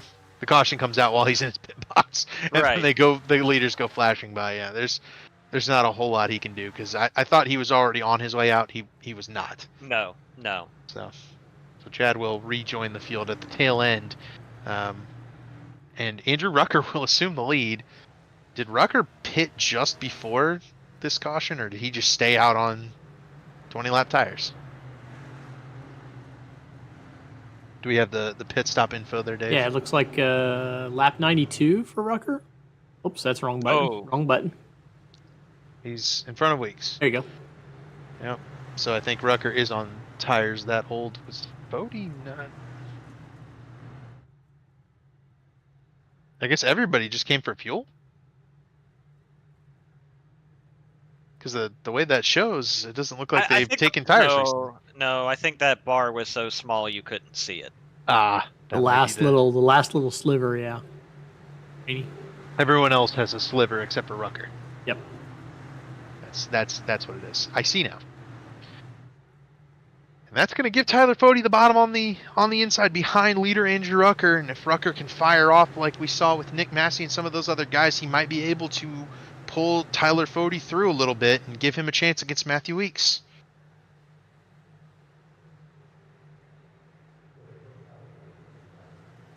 And Rucker does not get a good restart at all. Matthew Weeks is the one who gets to the line first.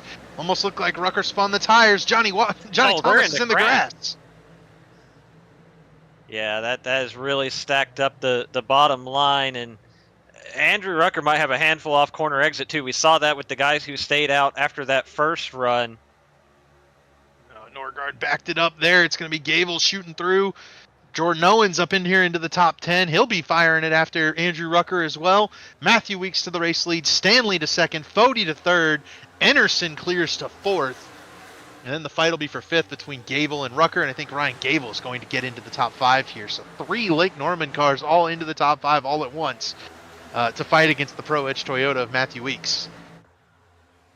Oh, Rucker sideways off a turn 2. He's going to give a number of spots away there. Back behind Trey Holmes, Ryan Schuld, Brent Jones is working forward on the outside lane in the 89 car. Yeah, Gerald Campbell definitely going backwards here. Meanwhile, Now, Gerald, I think, wrecked. I think it's Rucker. did I say Gerald? He did. He did. Okay. Gerald on the mind. whatever. Oh, Two somebody more just guys. hit the wall. It was whoever's right in front of Brent Jones and Brent Jones. Rucker got loose off a corner exit. The old tires on that 64 not working. Who was in front of him right there? It might have been Trey Holmes. Battle now with Justin Fortner, who finished in the top 5 in the Daytona 500 last week and had an opportunity to win it. He bypasses Brent to get into 11th. Hosack and Brent will roll for that 12th position. That'll be won by Brent Jones. Up front, it's R.C. Anderson going after Tyler Fode. Ryan Gable running 5th. He's trying to work the top side to get around that other Pro Edge Toyota. So you got 2 Pro Edge Toyotas, 3 Lake Norman Chevys in the top 5, and then it's Jordan Owens and Johnny Thomas running 6th and 7th. Ryan Gable going all the way up the hill there. Thoughts of 3 wide. Didn't have enough really to put the car there, but man, you could tell from this backstretch camera angle from Whiplash, how many guys are hitting the wall coming off turn 2. And now they're 3 wide here. You've got Chad Frankenfield, Justin Wadsworth, and is that Gerald Campbell? It is Gerald Campbell. That's Gerald Campbell, yeah. Yeah. Gerald went top.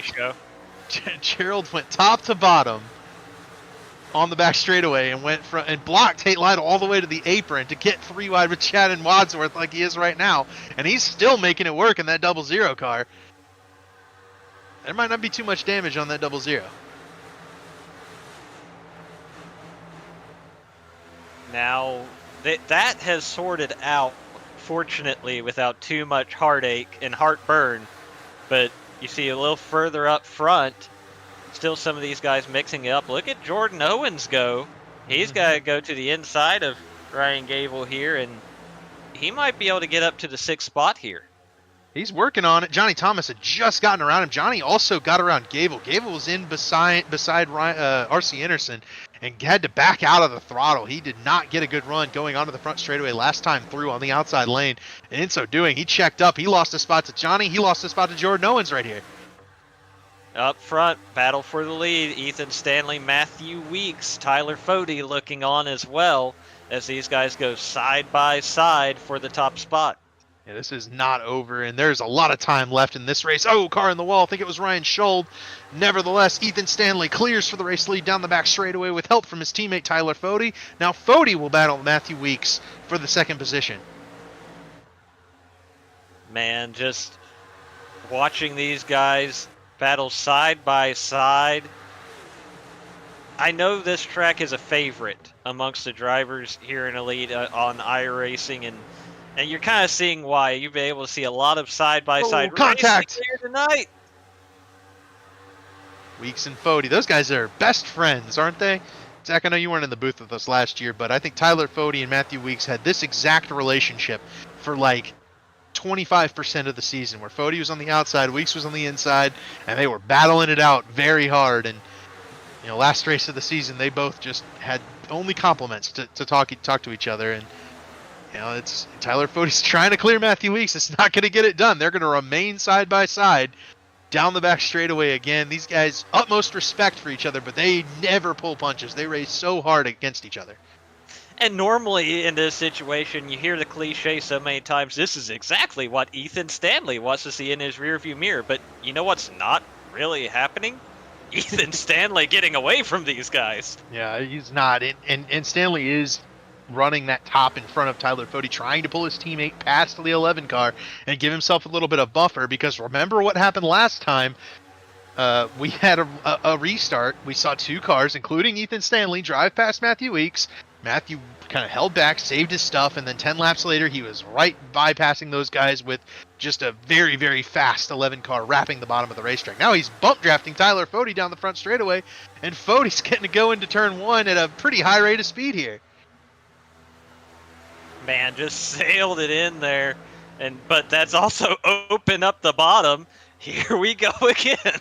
Yep, they're side by side once again. Fody ended up having to run the top, and all this fighting and jockeying for position has pulled R.C. Anderson and Johnny Thomas into the mix. Old Johnny Thomas started shotgun on the field, didn't even set a lap time in qualifying, but now it's closing time, and here he is in the top 5. Remember, Johnny also was running into that 40 car down here in turn 3 about 110 laps ago, nearly causing a gigantic wreck. Both of them have come back all the way into the top 5. Those guys probably not even thinking about that incident at this point, as Fody, Weeks continue to battle and almost make contact there in turn 3. You could throw a blanket over these first 3 leaders. They have not been gapped by Ethan Stanley in the slightest, despite battling very hard for the 2nd position. Not only is Ethan Stanley not getting away, R.C. Anderson is closing. Johnny Thomas is closing. And honestly, we're probably a few laps away from that 3rd group of cars catching it. I mean, Ryan Gable's pretty much there again. Ryan Schold, Jordan Owens aren't far behind. Yep, and Leighton Norgard is right on the bumper of Jordan Owens too. So really, about 9 cars within a second and a half of the leader, if that. a big battle for the win potentially upcoming here. And, given the propensity for contact and the loose race cars, anything could happen here down the stretch. This is definitely shaping up to be a dramatic finish. Still 30 laps to go here at Texas in the Texas Toast 250, but there you see the view from the rear bumper of Ethan Stanley's number 91, thanks to the Whiplash Sim Cams, and you continue that battle for second, still raging on. From that back bumper, you could see the 0-1 of Ryan Gable trying out that outside lane, trying to make up some ground with a different line, and Tyler Fode finally clears by Matthew Weeks. You wonder if Weeks has burned the right front tire off trying to hold the bottom, but as he rolls through 3 and 4, it just doesn't look like that 11 car has been affected all that much. No, and I mean, Fode got clear for a little bit, but already Matthew Weeks back to the inside and didn't cut Tyler Fode much slack going into turn 1. They were all loose. Weeks still loose. He's going to save it. Can he get in front of RC Anderson? RC's going to back out of it and let him go, but the problem is Johnny Thomas going to try to jump in the door that just got opened by RC. How on earth Matthew Weeks didn't lose a spot there is beyond me. I mean, we saw with Nick Indelicato, who admittedly got a little more out of shape, but still, to not lose anything there, insane. Yeah, that was a very remarkable work. Weeks is already back to the back bumper of the 40 of Tyler Fode. He is not wasting any time, as Ryan Schuld and Ryan Gable both are going to get around Johnny Thomas here.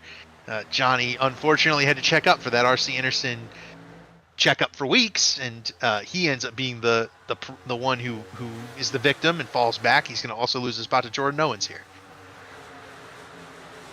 There you see, I mean, Leighton Orgard's got to probably work his way by as well. At this point, Johnny's probably hoping he can just slot in behind a Leighton and try at least to stay ahead of Trey Holmes. Yep. Trey, another guy who's... he's got to actually get... Well, I thought he was clear of a Leighton. Maybe not. I think Johnny didn't exactly get his best run through on the top side there before, and it ended up costing him the 2 spots. And that time through, he actually was able to run the high line like we've seen guys do in defense, like Tyler Fode's done for the last 15 laps or so.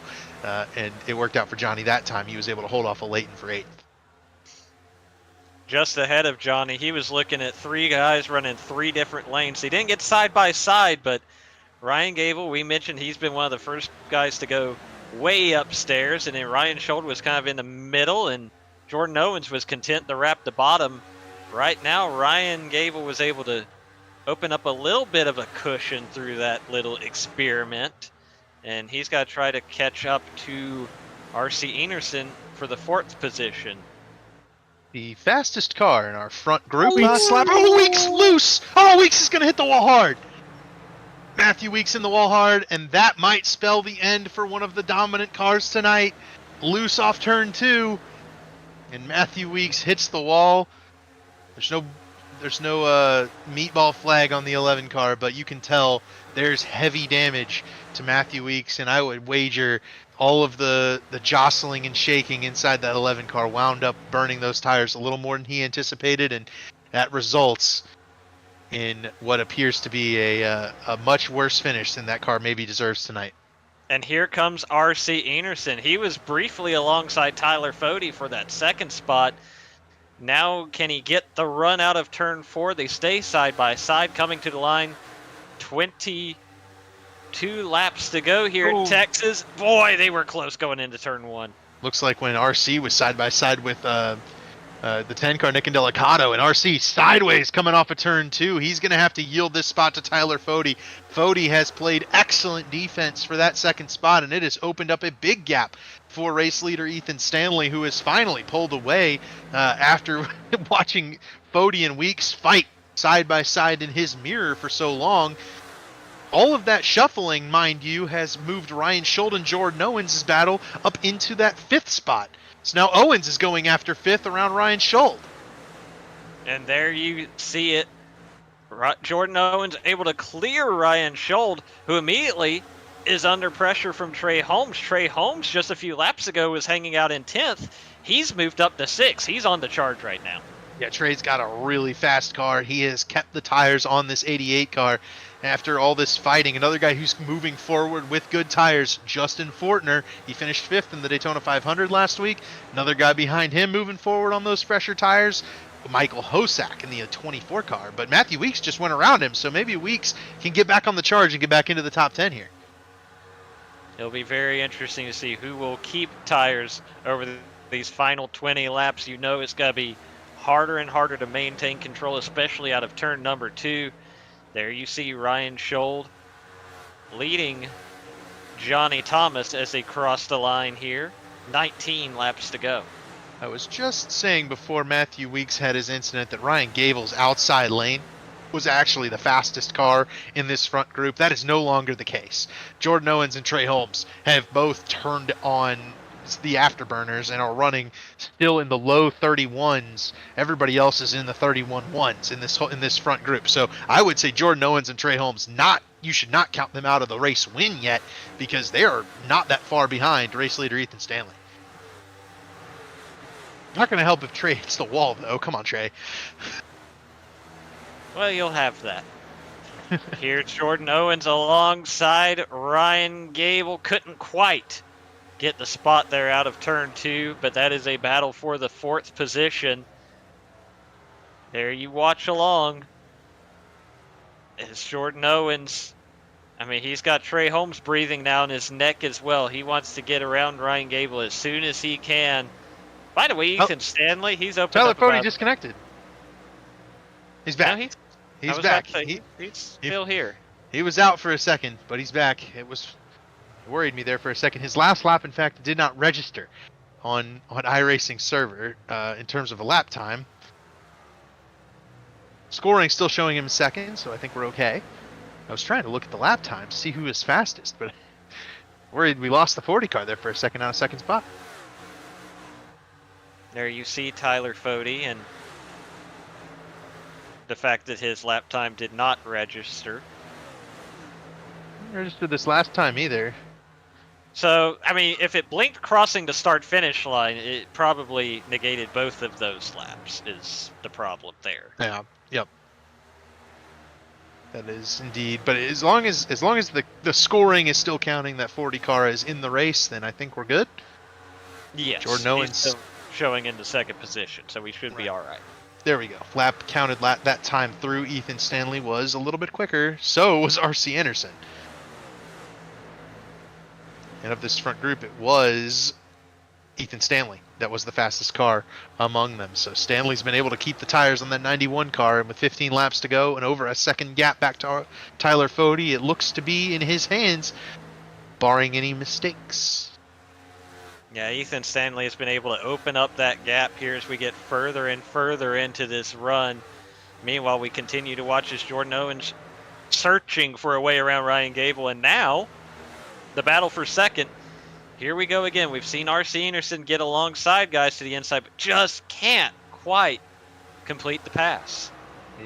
He's struggled with that very move all night long. And, we've seen him make passes up at the top of the racetrack, but Tyler Fode's been running that middle to upper groove on the racetrack to keep guys like R.C. Anderson behind. And while Tyler Fode would certainly like a race win here, it's working quite well as a blocking pick for his teammate Ethan Stanley up at the front of the field.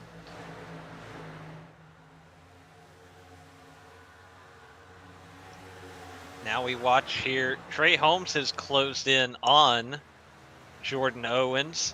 And once again, R.C. Anderson's got to try to look to the inside of Tyler Fode. He's not going to have the run here, I don't believe. Tyler Fode's able to clear it.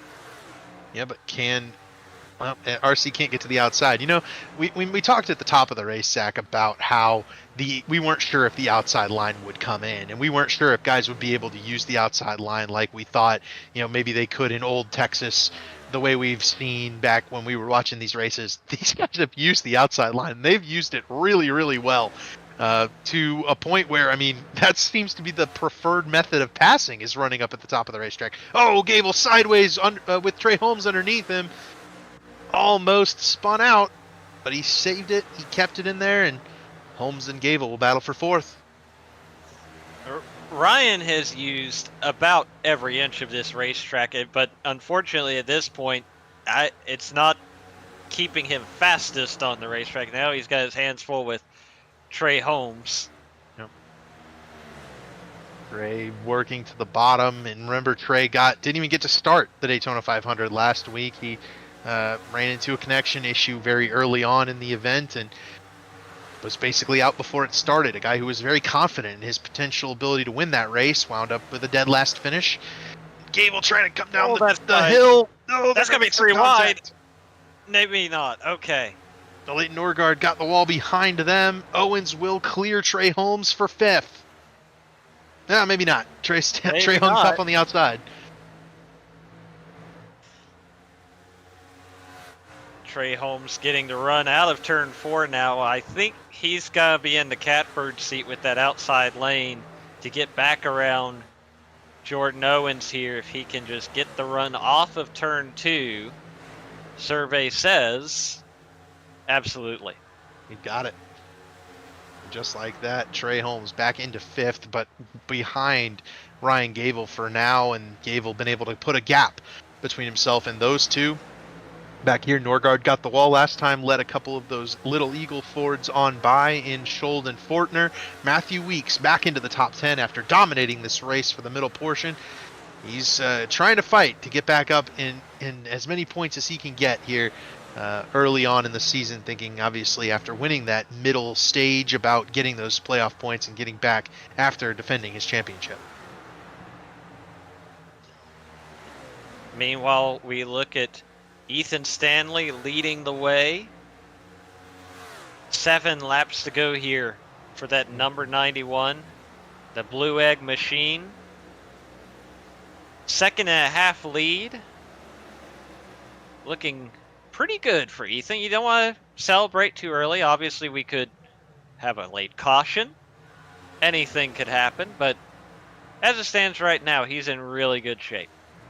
Yeah, that car he's run a really good race, and he was one of maybe 3 or 4 guys that kind of dominated this event, right? You think about Ethan Burrell, Matthew Weeks, and then really it's Ethan Stanley have been the 3 cars that have been kind of consistent up at the front of the field. And we've seen a bit of a chaotic middle portion of this race that saw a number of our, kind of favorites in this race fall by the wayside, and it was really down to Ethan Stanley versus Matthew Weeks and Tyler Fode. Till late in this event, Matthew Weeks got loose off of turn 2, lost that track position. He's fallen now back into 11th spot, but it wound up being that Ethan Stanley was the only one who was able to kind of clear through all the carnage and come out on top here thus far. And with 5 laps to go, he's got a 2.5 lead. He's looking very, very good here.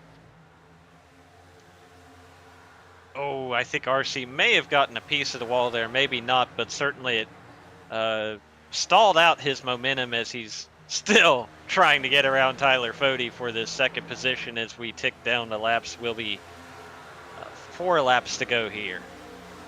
4 to go for Ethan Stanley.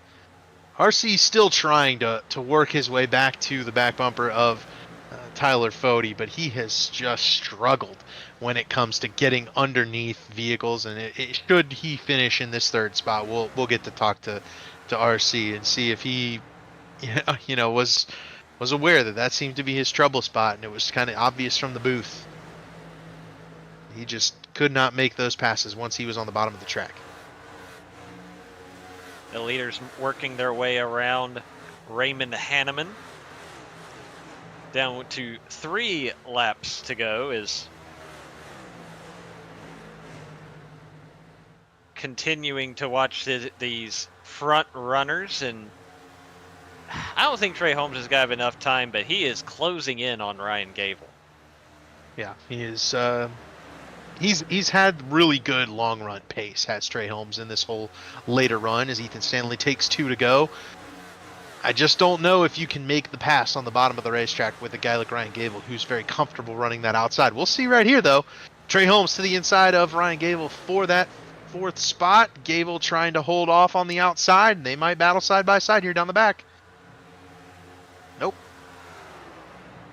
Outside lane.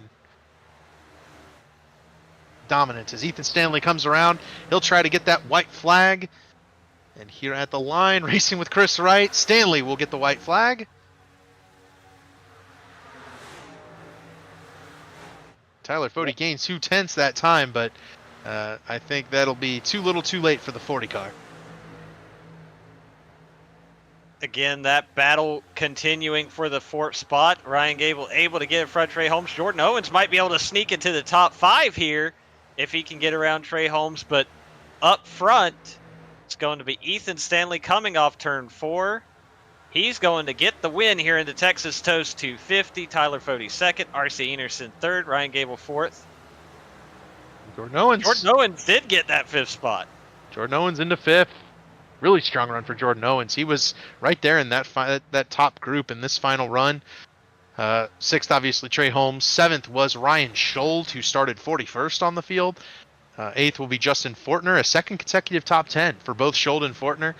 Leighton Norgard finishes 9th, and Michael Hosack rounds out the top 10. Matthew Weeks comes home in 11th after dominating a good portion of this race, getting loose off of turn 2. He had at least 3rd place locked up there, and unfortunately for Matthew, it all went haywire there, and he winds up finishing 11th.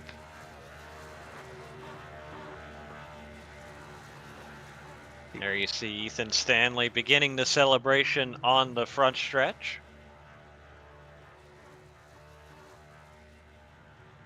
We can go through the rest of the field here before we get to those interviews. Much deserved win for Ethan Stanley, and that's 2 consecutive 1.5-mile tracks in this elite Belly Up Sports Cup Series. Ethan Stanley has won. He won the season finale at Kansas last year, and then he also goes in and takes home the race win here at Texas Motor Speedway. There's the rest of the running order here. Johnny Thomas finished in 12th. Chad Frankenfield 13th. Justin Wadsworth finishes 14th. Brent Jones comes home with a top 15 run. Good run for Brent. Tate Lytle 16th. Jesse Racima 17th. Mark Robilas gets an 18th place run. Good run for him as well.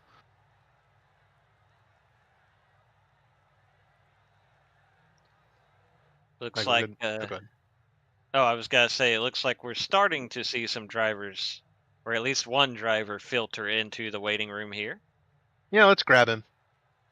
Let's talk to RC Enerson, our 3rd place finisher tonight. And RC, it was a good run for you there, but do you feel like maybe you left a little on the table where you just couldn't seem to get past anybody there when you tried to go to the bottom against them?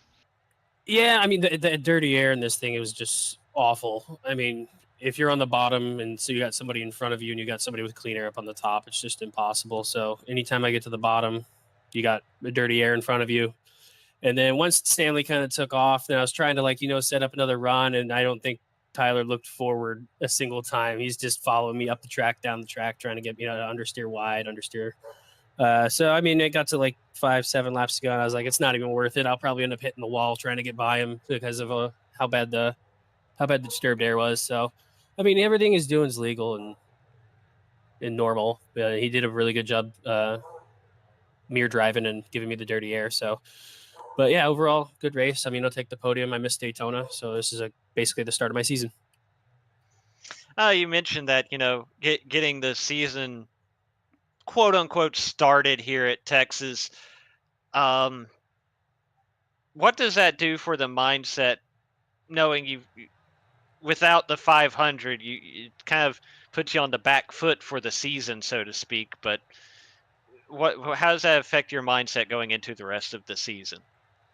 I mean, I think it's just as normal as before. I mean, with my luck at Daytona, I probably scored more points just not starting. I always run up front at the plate tracks, and I'm like 1 for 10 or 9 for 10 on getting wrecked out or something like that. So it wasn't that bad to miss it. But we'll just have to get the season started and go through these things, and hopefully my schedule works out well enough that I don't have to miss too many races. You gotcha, RC. Are there any shout-outs you want to give here before we send you off tonight? Yeah, you guys up here in the booth, you guys do an awesome job. It's really fun to go back and watch these, of course. And then Chad, who runs the leagues, keeping this many people happy is borderline impossible. So he does a great job on getting these things rolling. And I've been in it now for 4 years, so it's been awesome. Pro Edge Racing, they're awesome. We're super fast this season. I mean, you guys probably saw it in the Xfinity, and then even in the 500, we've been running up front pretty much the whole start of the season. So this was a good one to tick off. And then shout out to Austin, one of our friends in Pro Edge. Happy birthday! And I think that's it. Awesome. Well, congratulations on third place, RC, and hopefully we'll see you next week at Pocono. Yep. See you guys. Third place finisher RC Enerson. Let's grab second place finisher Tyler Fody. And Tyler, a bit of an adventurous race for you tonight there, man. From starting up near the front of the field to getting nearly spun out, going all the way to the back, dodging a big wreck, and then ultimately finishing second. Take us through that first little incident there and what you were seeing behind the wheel. Yes, just how we drew it up. No, I have to look back at it, but I just remember getting a huge run on the outside. It was a restart and had new tires, obviously, and clean air was so important. I remember I gave Weeks a good shot, and I was just looking at the mirror to see if I was going to clear Johnny. And yeah, I just started turning in like the normal second lane line, assuming we were still too wide. And I had never got the call that we were 3, but I guess someone had gone just below Johnny, I guess before turn 3. So Johnny couldn't really go anywhere, and I just caught the left rear. Yeah, props to everyone for not totally smoking me there. I know Tate got some damage. I think we might have been netcode between us because I didn't have a single second worth of damage, but was super surprised to not get totally smoked there. Of course, you were able to rebound from that and get this runner-up finish. You mentioned, being able to get out of it without damage, but certainly the track position hurt you. What was kind of the strategy from that point forward to get back out front? Yeah, I mean, this whole night was just track position. Just the car, the setup, everything about it was so dependent on clean air and just the way these cars are. We kind of made some ground there, Tate and Crump, Chad, myself, pretty much everyone that was coming back through the field after that. And we kind of all got stuck around 10th to 15th. But we had pitted more recently, and we were actually on track to be able to one-stop it to the end, unlike everyone else. And that was kind of the game plan there. We were just riding it out, which we got like a perfectly timed yellow. Basically, once all the other strategy had pitted, I think Stanley was first, I was second. Crump was up there. Like, it just worked out perfectly because we were planning on stretching it. And we were clutching it, trying to just one-stop it to the end. But got that yellow, and like I said, the track position was everything. So then we got to restart in the top 5 and raced it out from there. Well, Tyler, I guess with the second place finish, never too early to start thinking about the championship. You should be up pretty high in the points. Pocono next week. What are your thoughts? I think heading to a place where the draft kind of king again, and one of those big fast tracks that your team should be able to take advantage of. Yeah, it's I'm not really looking forward to it. This Cup car, man, it's just every big track like this. It's like you got to be in line like a super speedway and shuffling people out and taking advantage of the clean air. And that track is honestly probably 10 times worse than this. Everyone's just going to be filing into one big line.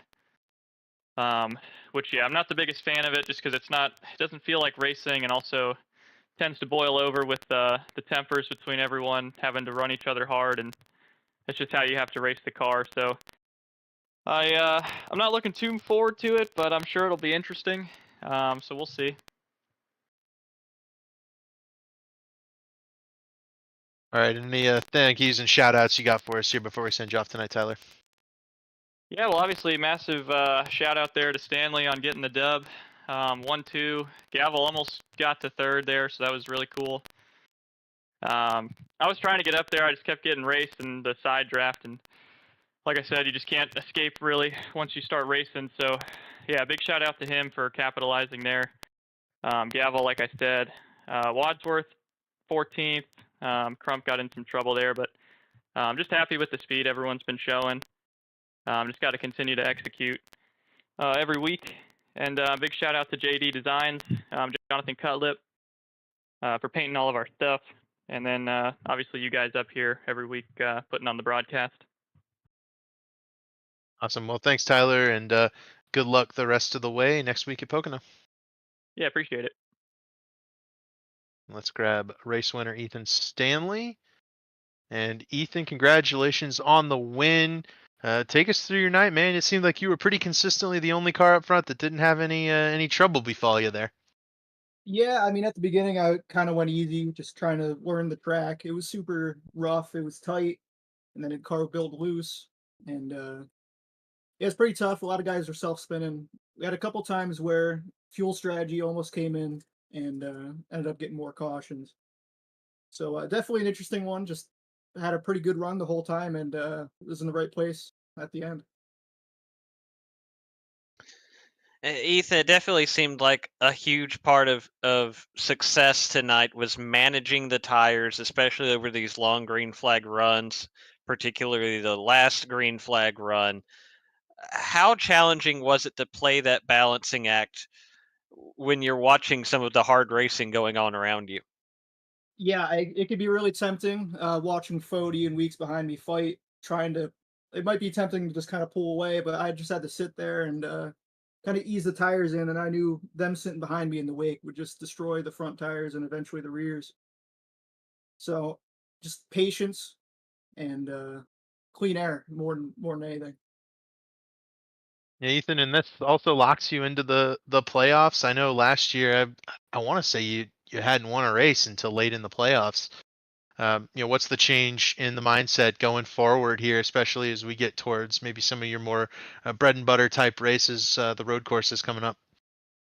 Yeah, I mean, I learned a bit from the end of last season. Just kind of relax, take my time, kind of do what Tate does, just kind of fall back. And seems to be paying off. Starting to figure out these 1.5 miles. But it's pretty cool to have a win 2 races into the season. I assume I'll probably get another one somewhere down the road. That's the hope, at least. But yeah, it's cool to be locked in and can kind of just relax for the next couple races.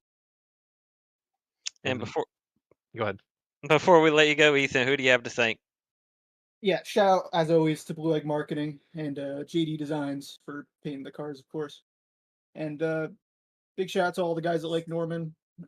Pretty decent night. Some misfortune for a couple guys, but we ran pretty solid. And big shout out to you guys for doing the broadcast. Always fun to watch back. And just big shout out to everybody that runs the league. Awesome. Well, thanks, Ethan, and congratulations on the win, man. Have a good one. Yeah, thanks. With that, another Belly Up Sports Cup Series race comes to a conclusion. Ethan Stanley's the winner. Zach, any final takeaways before we close out for the evening? I mean, I think that was definitely an entertaining race, and certainly we talked about before the race. We both came away surprised with how that second lane developed over the course of the race. But ultimately, it was that patience, managing those tires, that did prove so valuable, and nobody did that better tonight than Ethan Stanley. You heard him talking about that in the interview. No surprise there to see him up front in a race like that, and certainly a name we'll have to keep an eye on all season long. Absolutely. And from all your folks at the Elite Racing Network, Dave Huckleberry, Zach Evans, and David Wetsergreen, this has been the Belly Up Sports Cup Series. We'll see you guys next week at Pocono.